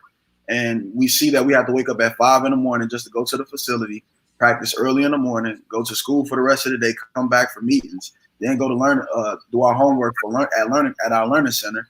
So we were like, we have to win. We have to win to make this fun. And if we don't win, it'll be horrible. And plus, Ferentz was on the hot seat at that. So wasn't hot enough. It's interesting. There's somebody posting here in the comment section, Jamar Harp. He said he worked with football at Iowa as a minority retention specialist. And he said to ask you about the 1,000 squat workout. So that was before I got there. That was when they had Rabdo. I know they told my mom asked Coach Doyle that question. It was like 100 squats of like a percentage of your body weight. And so guys did finish apparently, but then they would think they were sore, and then they were like, the urine was like a Coca-Cola color, so they were rushed to the hospital. Yeah, so some blood in the urine. Then I remember that. I was like, what's that all about? It's good that regardless that it's my alma mater and I'm proud of it. This needs to be exposed and it needs to be dealt with from top to bottom, because there's no way that you can tell me that Ferentz didn't know about. And I'm not just saying this because I don't care for him, but there's no way you can tell me that he didn't know about this. And a smack on the hand and him going to talk to current players to say, what's your thoughts and what can I do better? To me, this is like everyone. If you don't say this, if this isn't brought out, guess what? It would still be happening.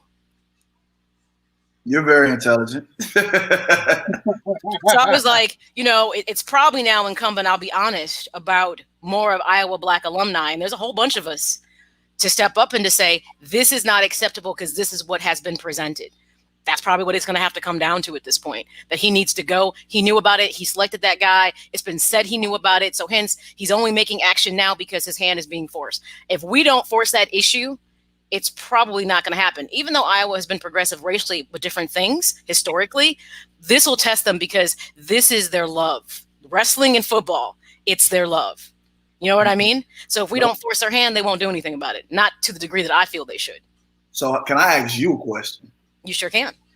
How can you make change in the football program with Coach Ferentz being one of the richest men in the state of Iowa? He funds a lot of money to the program, and he also funded that he helped out with the hospital. That's a lot of money that we're talking. That's It is. And Iowa has a very strong alumni. I'm sure other schools are like this too, but their alumni network is out of this world, like nationally. It's really interesting. It's very hard to change for getting Coach Ferentz out of there unless he.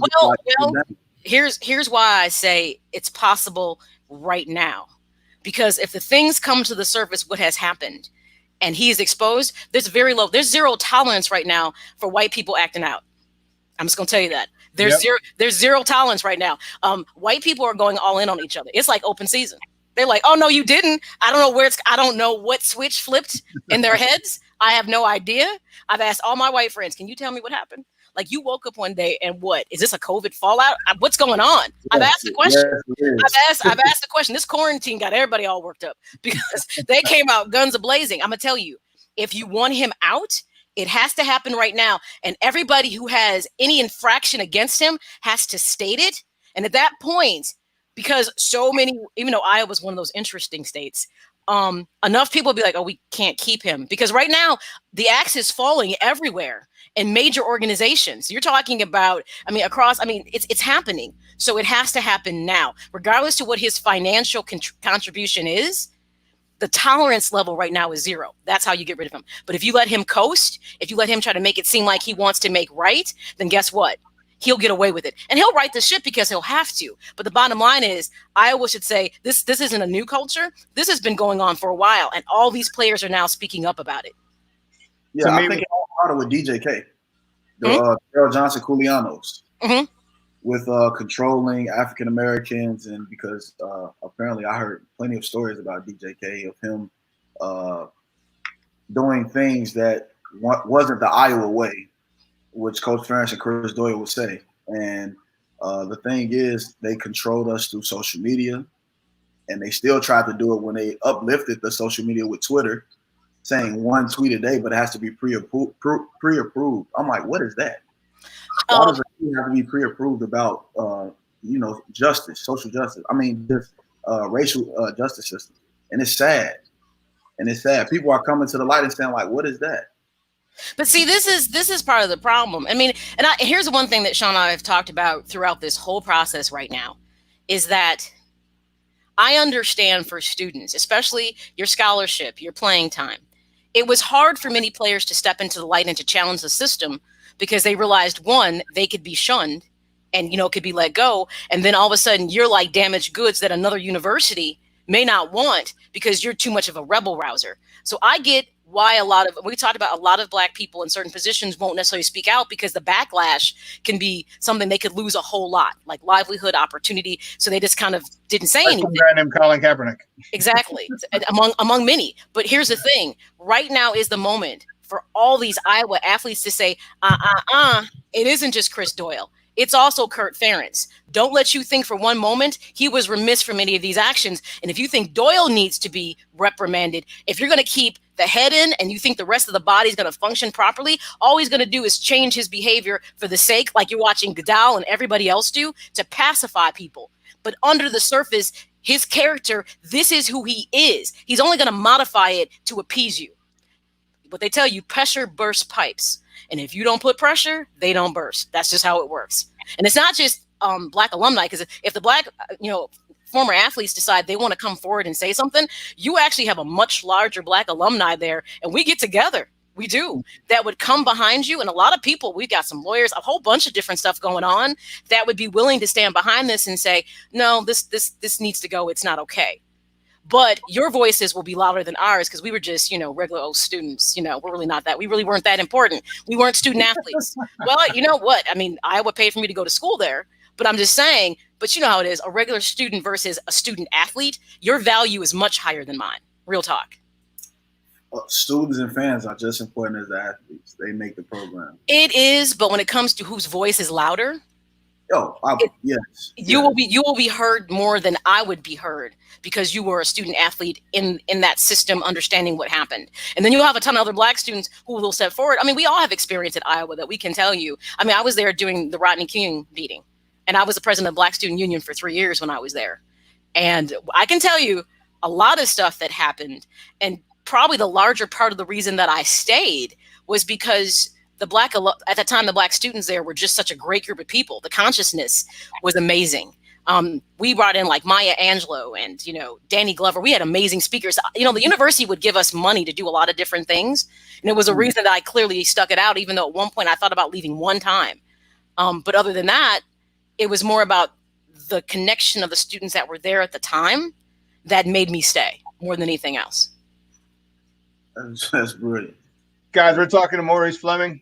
He is a former Iowa Hawkeye, former Curie Condor, and he had a couple stints in the NFL. We're talking the fallout, the controversy going on over at the University of Iowa, surrounding their strength and conditioning coach, Chris Doyle, right here on SportsZone Chicago. So what have you been doing recently? Because I know it was interesting. I talked to Coach Duffner when you were down in Tampa Bay, and one of the things he said when I was messaging him back and forth, and I said, "Hey, coach, you got to," because I was my head coach in college for the first 3 years, and and I said, "Hey, coach, you got one of my former players." He said, "Who?" And I said, "Maurice Fleming." He goes, "Oh, no way."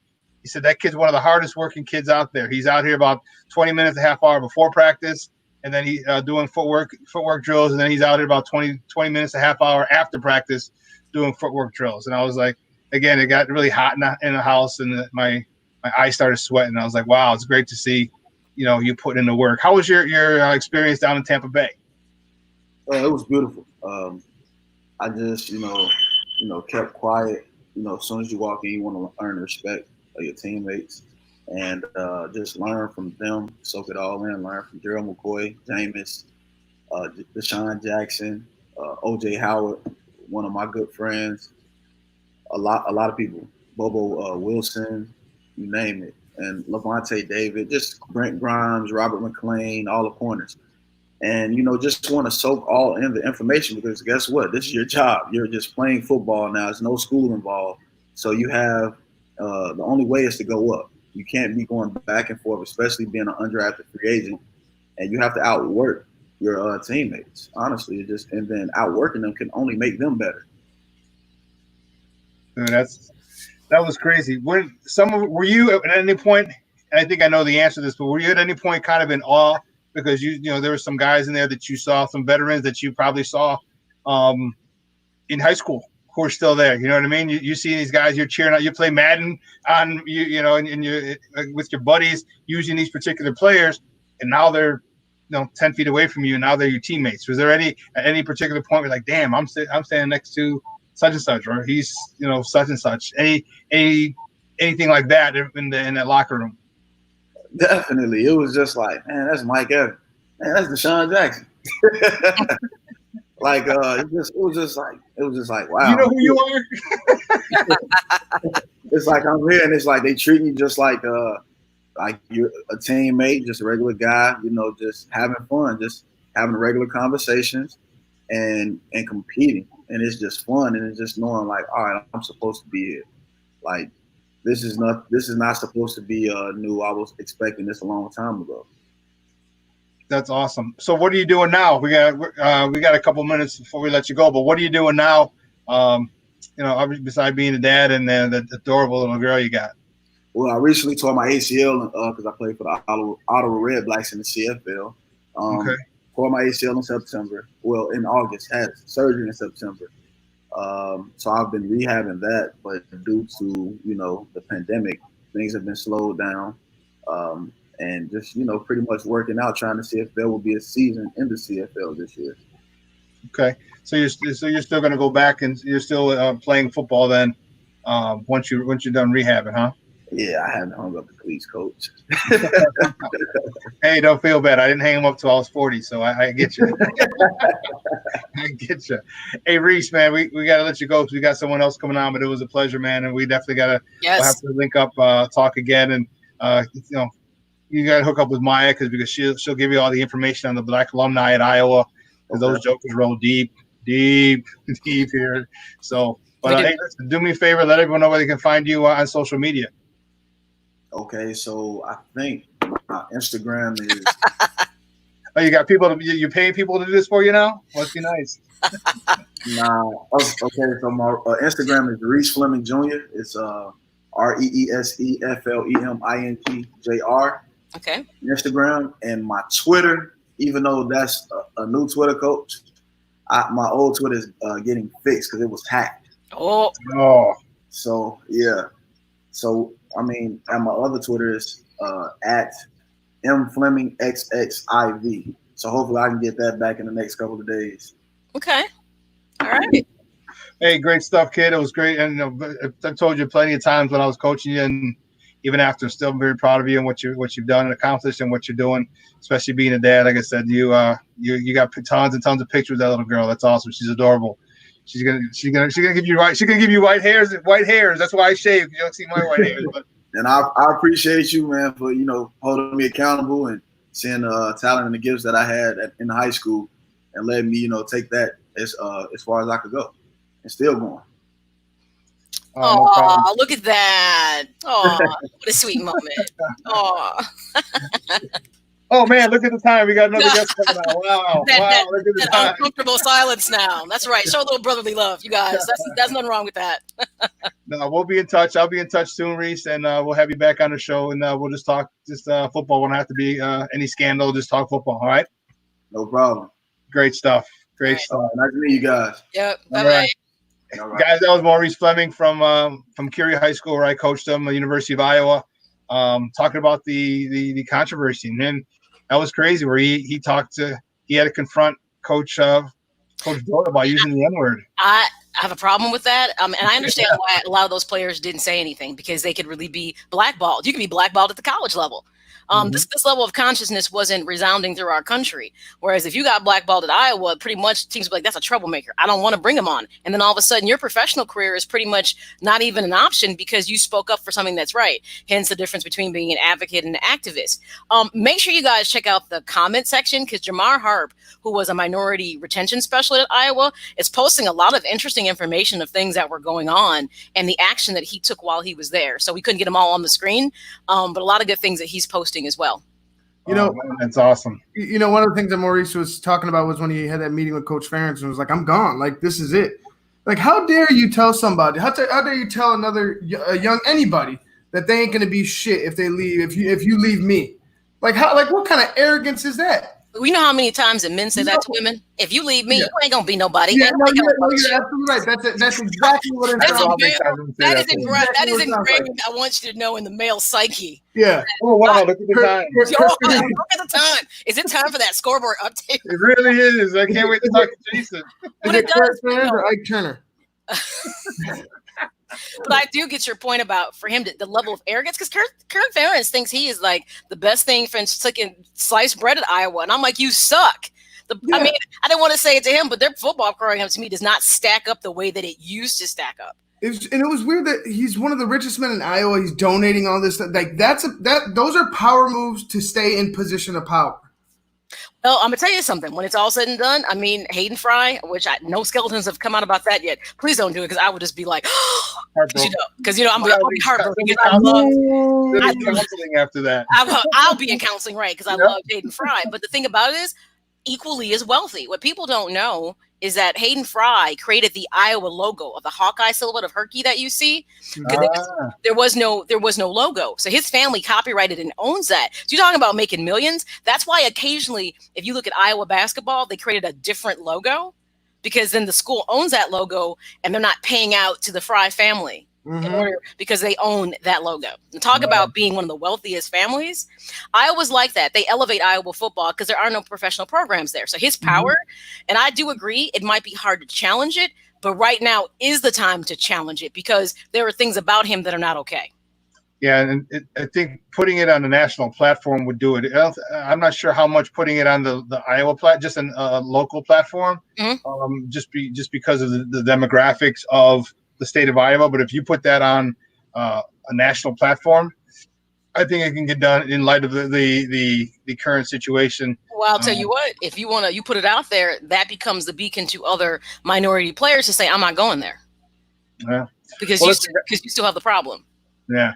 Well, listen, we got to take a quick break, because we have one more guest. I'm looking forward to talking to this guy, Jason Palmer, our guy, J-Pop. So don't go anywhere, folks. Keep it locked right here. Shawn and Maya in the morning on SportsZone Chicago.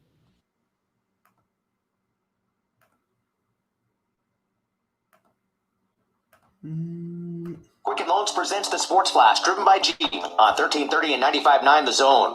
ESPN's Adrian Wojnarowski reporting on the growing number of NBA players who have voiced their concerns about committing to life inside the bubble when the season resumes at Disney World's Wide World of Sports in Orlando. They're going to have a mechanism in the agreement that they announced that would allow players who don't want to play to stay home. They won't be punished by their teams for it. Now, they will not get paid, I'm told, but players who aren't comfortable for whatever reason to go in won't have to go in. The NHL and the Players Association gave the go-ahead Thursday for teams to open training camp June the 10th. The league and the union have already approved the 2014 playoff format. The top 4 teams in each conference advance to the round of 16 and play separate round-robin tournaments to determine seeding. The other 16 teams will play best-of-5 series. No monthly payments for 90 days, 0% APR for 84 months. Details at Jeep.com. The Sports Flash is driven by Jeep. Chuck Sanders, 1330, 95.9 The Zone. We're here to tell you about Boost Mobile's new upgraded network. That's right. Stronger signal, faster speeds, and more coverage. So now you can get everything you want faster, like Pitbull's music.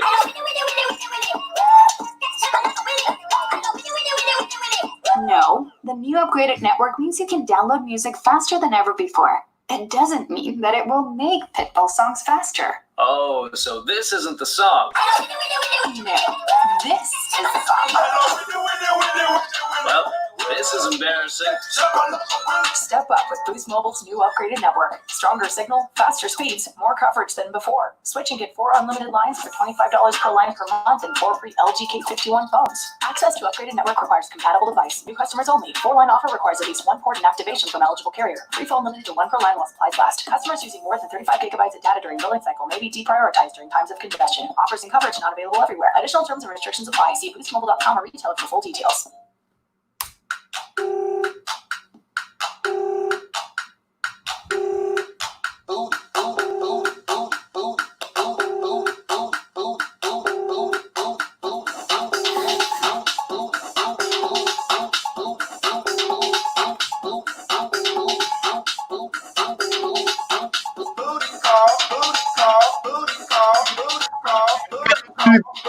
It is Crazy Friday, Funk It Up Friday. Welcome back to Shawn and Maya in the morning. You mean Freaky Friday? Okay, so it's just funny that I'm off screen and I come back and this is playing it's like ringing. I'm like, what? Okay. You're like, I know that song, damn it. It's like, boop, boop. And it's Freaky Friday. It's Freaky Friday. Oh my goodness. We just got off the air, I guess, with one of my former players from Iowa, from Curie High School, went to Iowa and West Virginia before he bounced around the NFL a little bit. Maurice Fleming talking about the toxic culture over at the University of Iowa, in particular their strength and conditioning coach, who happens to be the highest paid strength and conditioning coach at a tune of $800,000 a year, the highest paid strength and conditioning coach in the country. And that was a very interesting interview. Make sure you check that out. We're going to post that up a little later. Mm-hmm. My next guest is a good friend of the program, a great friend of the program, and we want to talk about the spending of money on how it's dispersed for colleges and why HBCUs are not getting a lot of the meat on the bone, and it's unfortunate. So let's bring the program. He's an official. He's going to be joining us and be doing a contributing to SportsZone Chicago. Mm-hmm. You can find him on Twitter at jcoyden. That's JAYCOYDEN. Guys, welcome back to Shawn and Maya. Jason Palmer. Jason, what's up, Papa? How are you? Good to have you back. What are you at? Looks like you're in a helicopter or something, dude. He's on the move. You hear the propellers right? I'm chilling. I'm in the passenger seat of the car, so I'm not driving. But nice weather out here in Wisconsin today. No sense of me being in the office talk to y'all. I come outside, get a few rays, man. Hello, Wisconsin. What's up?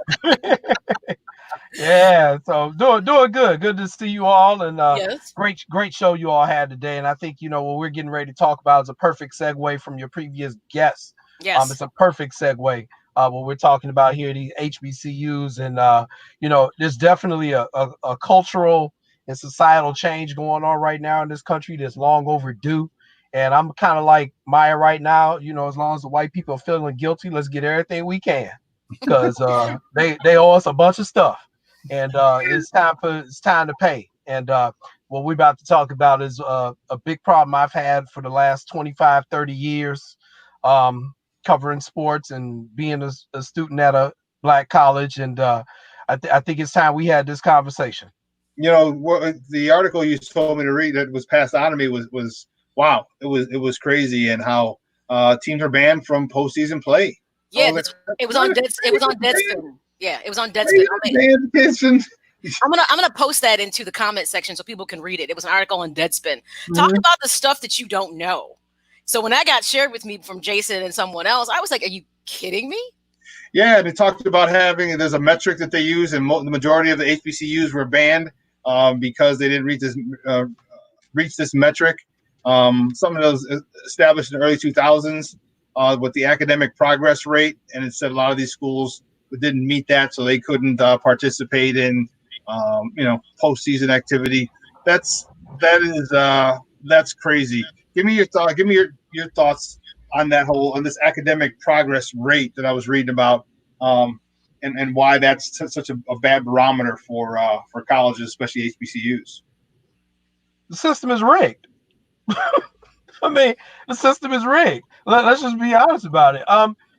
One thing about a lot of HBCUs, and there are a lot of brilliant people to go to HBCUs, but HBCUs also have traditionally taken a chance on students who other colleges may have passed on academically. So HBCUs have an understanding that many of the students in the African American community across the country come from public school systems that, let's be honest, that they're not the best public systems out there. They're struggling at the high school and grammar school levels themselves with resources. So that affects the quality of the education on many of our people. So they're willing to take a chance on some students who couldn't get into other schools. Same thing with community colleges. They take chances on, some students because they believe education is for everybody.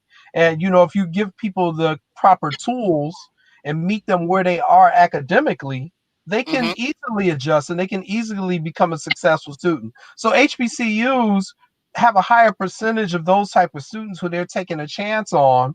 And a lot of the student athletes are student athletes who didn't qualify to get into some of the better schools. It wasn't necessarily because of their athletic ability, but some of it was maybe perhaps because of academics. So, you're taking in that student population and you're trying to uplift them, and they do a great job of that at many HBCUs. But the system is rigged because a lot of these NCAA institutions, when it comes to the playoffs and this stuff, they don't want those schools in because one, they don't want to lose to them, and two, the money. Yeah. Okay. I remember when North Carolina a few years ago had a pretty bad basketball team, and they lost to Hampton at Chapel Hill during the regular season. They never scheduled them again because those are money games. Those are games where they pay those schools to come in. And they say, okay, we're gonna get this win. We'll pay them $200,000, and Hampton went down there and beat them. They never went back since. Yeah, and it makes sense, guys. We're talking with Jason Palmer. He works for the Chicago Crusader, talking about the money that's needed for HBCUs right here on SportsZone Chicago. It's very similar to if you're talking about SATs. Like when I was as a teacher, you get kids and you get them in high school, and they're reading at a second grade level, because believe you me, the kids get pushed through. And after 4 years of high school, now they're reading at a freshman level, and you're like, well, this school's horrible. And you're like, well, no, the kid went from second or third grade to ninth grade in 4 years.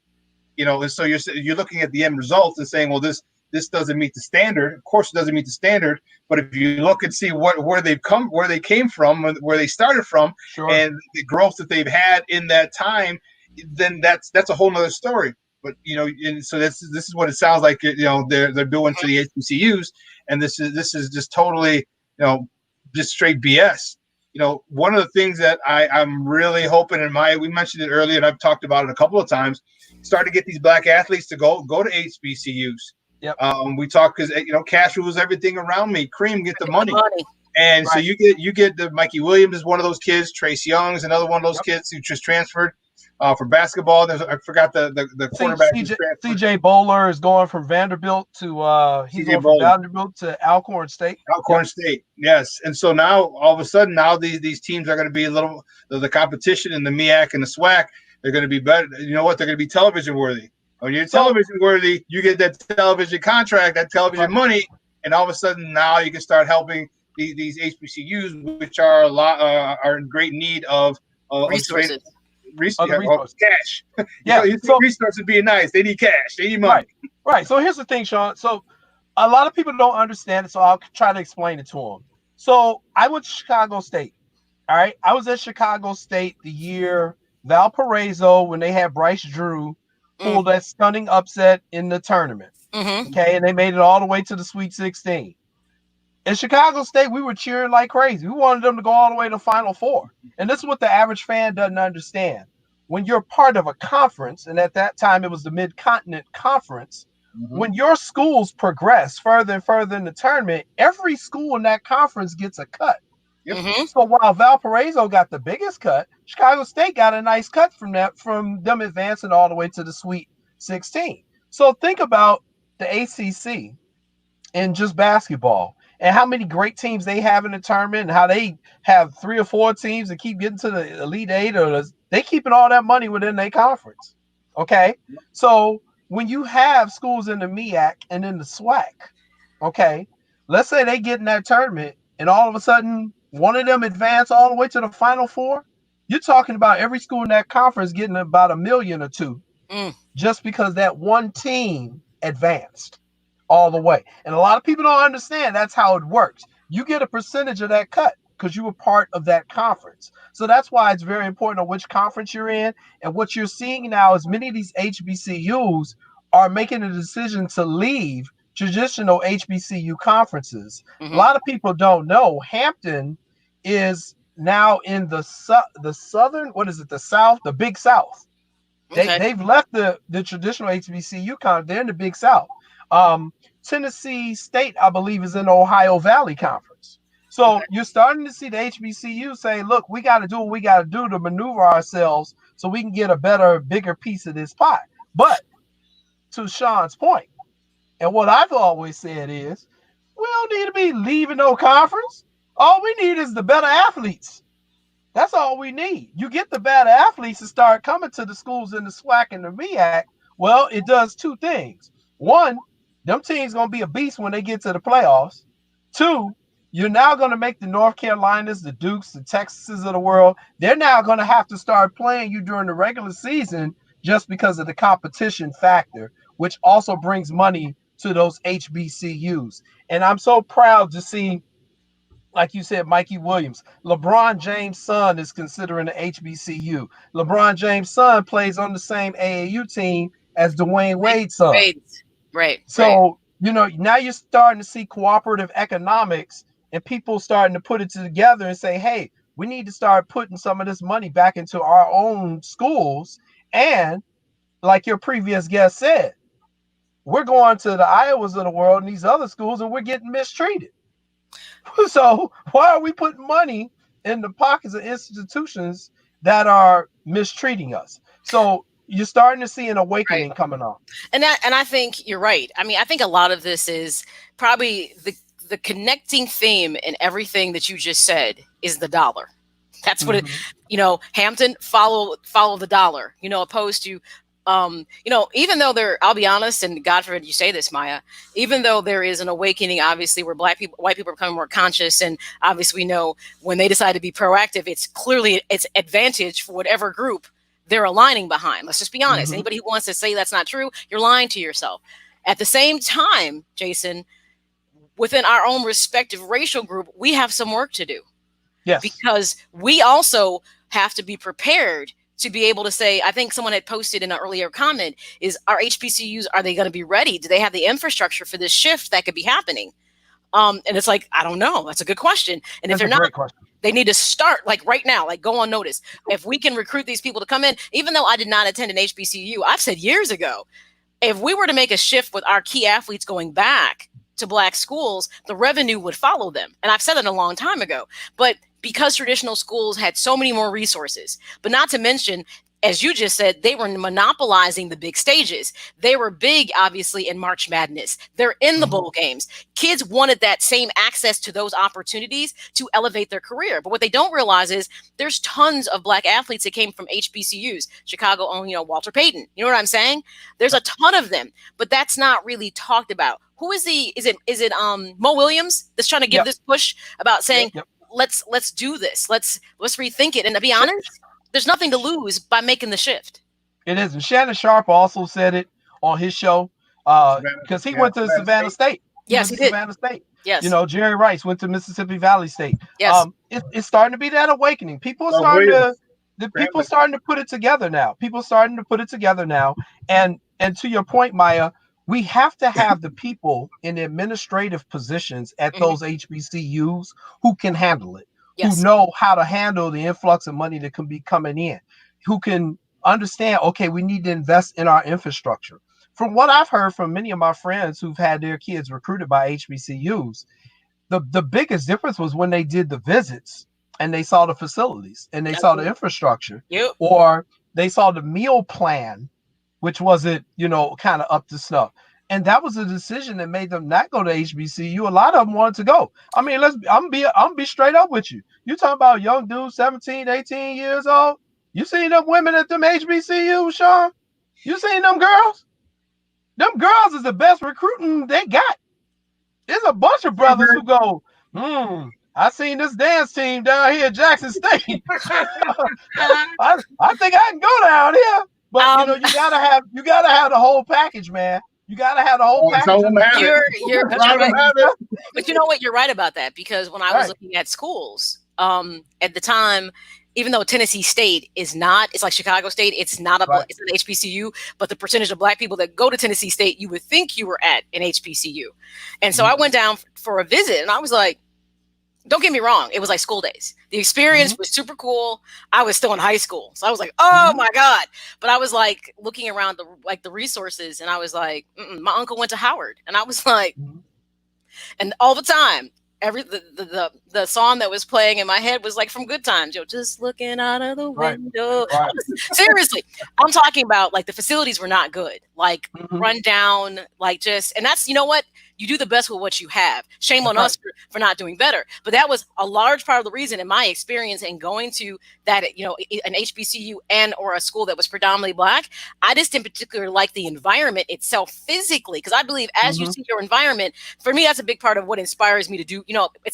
We talk about ghettos. I wanted, like they said, HBCUs are the ghettos of the NCAA. That was talked about in that article. Because of the fact that there's no resources so that they can have those facilities. And I'll be honest, if I was an athlete and I saw this subpar facility versus these large pro-like facilities that traditional schools have, now you're asking me to make a commitment based on my commitment to my culture and my people versus on what my professional long-term goal is. That's a conflict of interest. Right. And so the thing with Tennessee State, I mean, it's the home of the MVP of Super Bowl 20, Richard Dent. Went to Tennessee State, and exactly. So, I think we have to understand there's got to be a little bit of a sacrifice here that, the first 2 or 3, you're going to have to sacrifice a little bit. Yes. But what you can bring to those HBCUs, we're going to start that train rolling so that 5 years, 10 years, 15, 20 years down the line, those HBCUs are going to be very powerful players. And we as a community need to come to grips with that. We can't look for the instant gratification. We need to understand they don't have the facilities yet, but they need to build them. But they can't build them if they don't have the money. Here's the deal. We gotta That's the biggest thing is that you get a kid coming to, like my kid Reese, who was just on right before.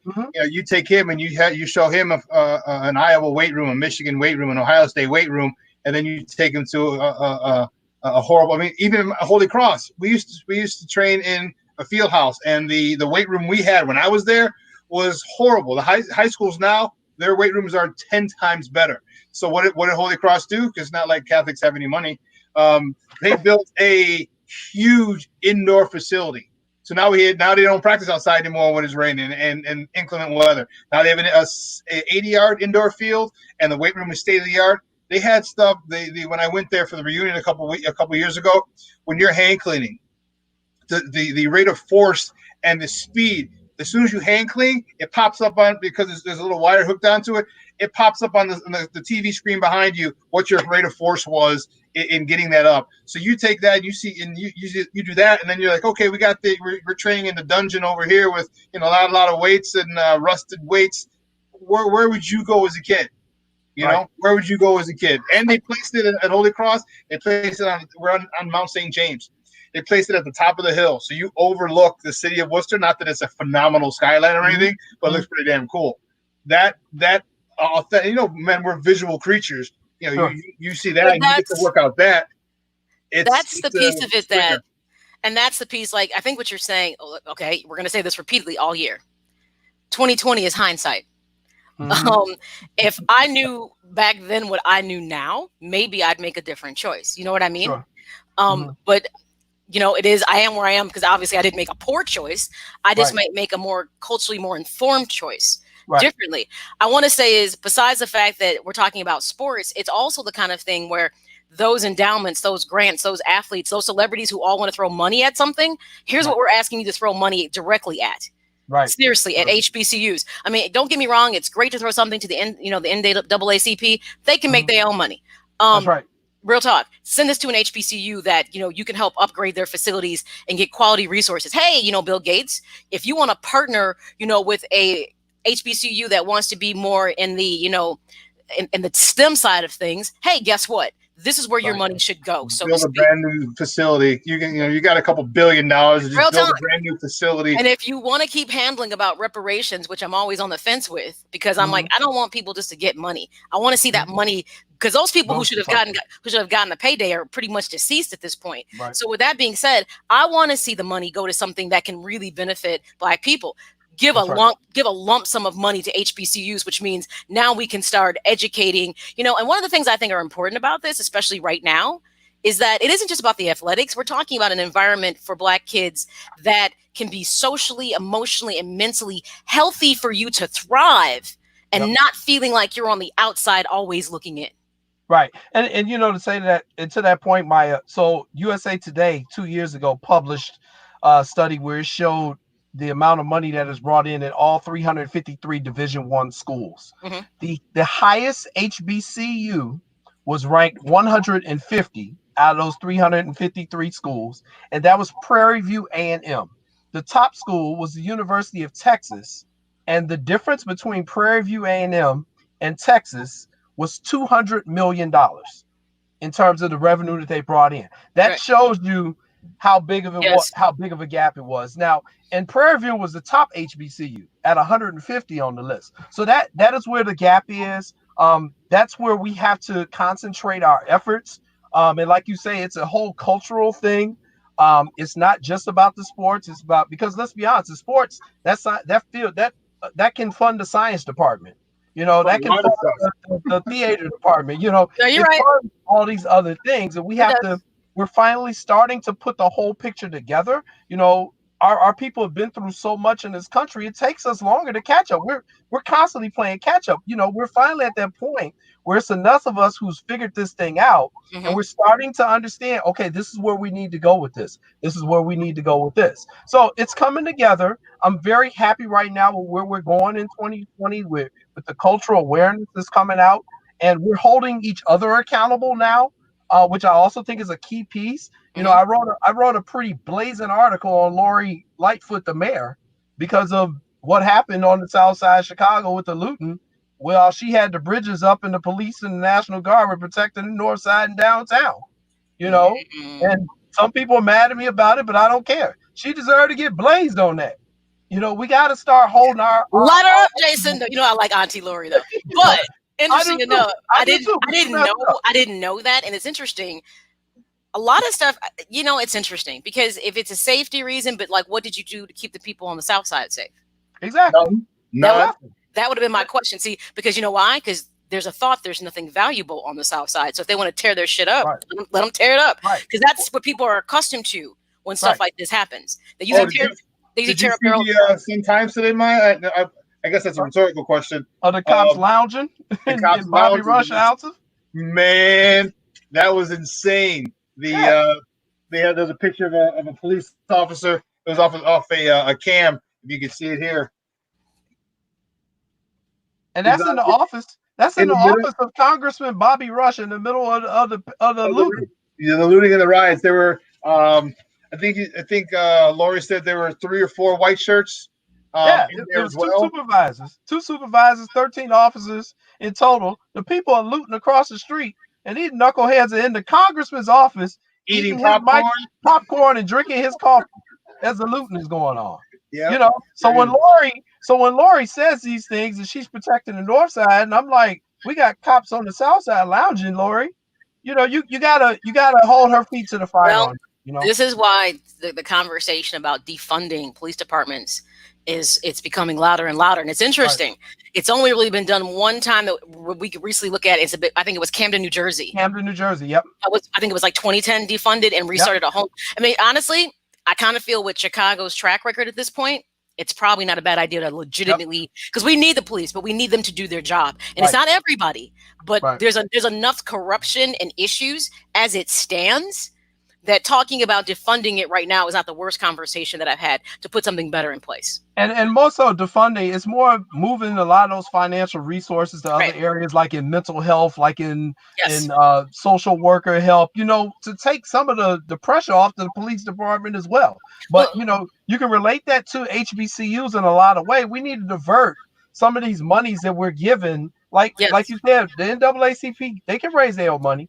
You know, Floyd Mayweather, you know, bless his heart, paid for the funeral of George Floyd. Okay, well, I've also seen Floyd dropping $1 million at the strip club that he could have also donated to a HBCU athletic department. See, that's why we need to hold each other's feet to the flame. Like, hey guys, for those of us that have those extra resources, would you consider doing this? This is why, for those people who hate LeBron James, this is why I love him so much, because off the court, what he does to me is absolutely amazing. You can haggle about his on the court stuff, which, by the way, you can't sneeze at it by any means. But you know, as Jordan people, we struggle with that a little bit. But because you know it's Jordan. But it's that kind of stuff. We now need to say, why have we not been pooling our resources? Why is it? You know, I'll be honest, and this sounds so mean. When I hear about things like, and you know, a celebrity will go abroad and open up a school, I was like, okay, I get you want to help other people, but what about all the kids here who live in poverty and have under resources, and they could that same $15-20 million you spent in another country, you could have gone to the city where you are known from, and you could have made a difference. Right. You know, one of the guys that I follow is Dr. Umar Johnson. He's a little too radical for me, but there's some of his ideas are right on point. And he mentioned a couple of times where he said, "Hey, listen," he goes, the Diddy's, the Jay-Z's, the Beyonce's. He goes, why don't we just pick them, you know, put all the names in the hat, all the HBCUs in the hat, pick one out, and you know, I sponsor this one, you sponsor that one, I sponsor this one, and now you're actually making a difference, as opposed to, you know, like you said, Floyd Mayweather doing, going spending the money, or who was it, Dr. Dre giving $1 million to USC for their broadcast school. Why not give it to an HBCU so those kids can have the state of the art, the up to date facilities of broadcasting? You know, so now we can have more Black journalists and more Black reporters in the media. So it's, you know why, and I think this is key. And I used to have Dr. Umar Johnson on my show when I was on VON. He was interesting. We managed to coexist though well, but to his point, you got to think of it. It's also about taking off the mental shackles that a lot of successful Black people still have on their minds. You want to be seen given to a traditional university, because guess what? That makes the news when you give millions of dollars to the broadcast school at UCLA or USC. Do you really get any accolades or pat on the backs if you were to give that same amount of money to an HBCU? Nope. It will tend to go unnoticed. Like, oh, that's nice, you did that. Oh, okay. Yeah. And that's where the Black press comes into play too, Maya. You know, I think, you know, we have to do a better job of promoting that stuff too. At Crusader, I mean, I remember when Michael and Juanita donated $1 million to Hales Franciscan back in the day. You know, I was there to cover that. There was a few other people there to cover it because it was Mike, you know, donating that, you know, and Michael was there to do it. You know, I think it's just getting everybody on the same page. Let's all work together. You know, we all gonna have different ideas on how to get there, but we all have the same goal of getting there. And I think that's kind of where we are right now in 2020, based off all the circumstances. It's kind of forced us to think like this. And, you know, there's going to be some battles. There's going to be some disagreements on how we're going to do it. But I do think we are progressing, going forward in the right direction. And I'm really hope the HBCUs can really benefit from this. I really think they could have some of the best athletic teams. I mean, the best athletes come from our community, you know, especially in football and basketball. You know, I'm encouraged by the Black baseball players that are now starting to get into the schools. You know, Ed Howard, you know, he probably won't go to the Cubs. He probably is going to go to the University of Oklahoma to start.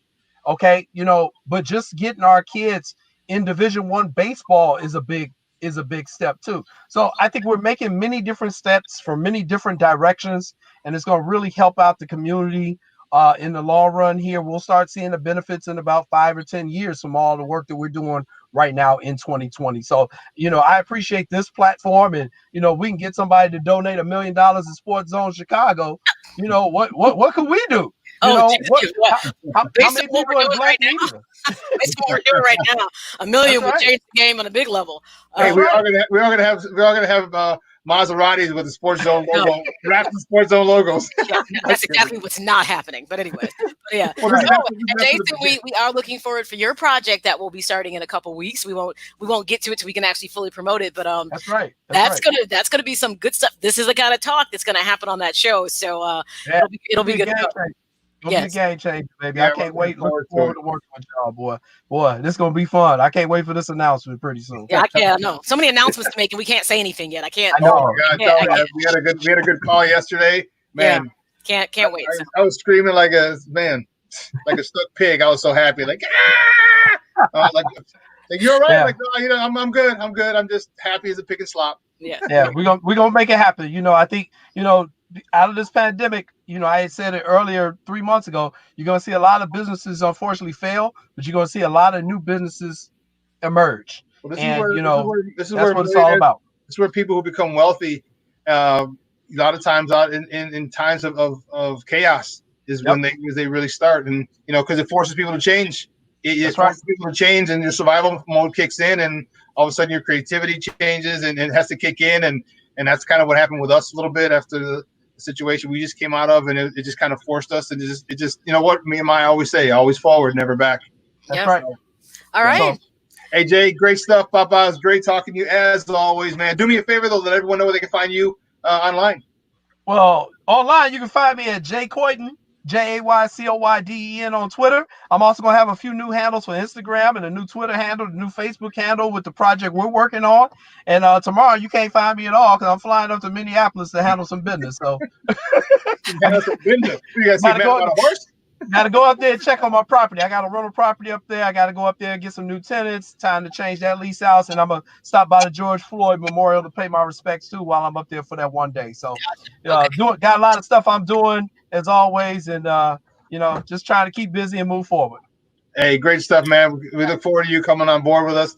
And I look forward to talking to you again soon, all right? All right. See y'all soon. Bye-bye. Bye now. Bye-bye. Guys, that was Jason Palmer from the Chicago Crusader, good friend of the program, and man, it was great talking. Great talking to him, man. It's always good to talk to Jason. Always. Maya, do you believe 2 hours has come and gone? Actually, we've exceeded 2 hours and 7 minutes. 2 hours. Yeah, 2 hours and some minutes have passed. Yes, today was a full show, and we didn't even get to every topic we were supposed to get to in Top of the Morning. No, we didn't. We didn't get to the NASCAR. We didn't get to Reggie Bush. I mean, I haven't mentioned it, but Reggie Bush is back in the fold at USC. Yeah, that was a whole bunch of stuff. But listen, that's one of the days, man, where it hits. We have a lot of topics. That's why I can't wait till we get back to 3 hours, because we'll have a lot more time to go over everything, because there'll be a lot of sports. But man, it was a great show. It was a great week, guys. This is great. So listen, do me a favor, tune in on Monday. We'll be back 9 a.m. to 11. Central Standard Time. So for my Puerto Rican Swiss Army knife, it was working back there. He didn't get much time today, but he was working. It's all good. So you guys think number 7 for Ed Howard? Nice 7 Ed Howard jersey coming soon? I'm waiting for it. I'm happy. Why aren't you guys happy for it? I'll tell you what. I support him, and it's a double whammy for me. First, he's a Mount Carmel kid, so that's like It was funny how Eugene now he's on the Cubs. Chihuahua. Now he's going let's hope that Jason's right, that Oklahoma may be in his future, but I don't know. I don't think it might be. But 3.5 million reasons to stay in to travel on buses. Yeah. That's a tough one. But yeah, so guys, we'll be back on Monday. So for my producer, Ivan Vargas. See y'all later. And my lovely co-host herself, Lil Savage. Au revoir, mon ami. $2. Guys, I'm your boy, the Superback, Shawn Sierra. We'll see you on Monday. I am fired up for the weekend. Get to a drive-in. It's going to be fun. We out.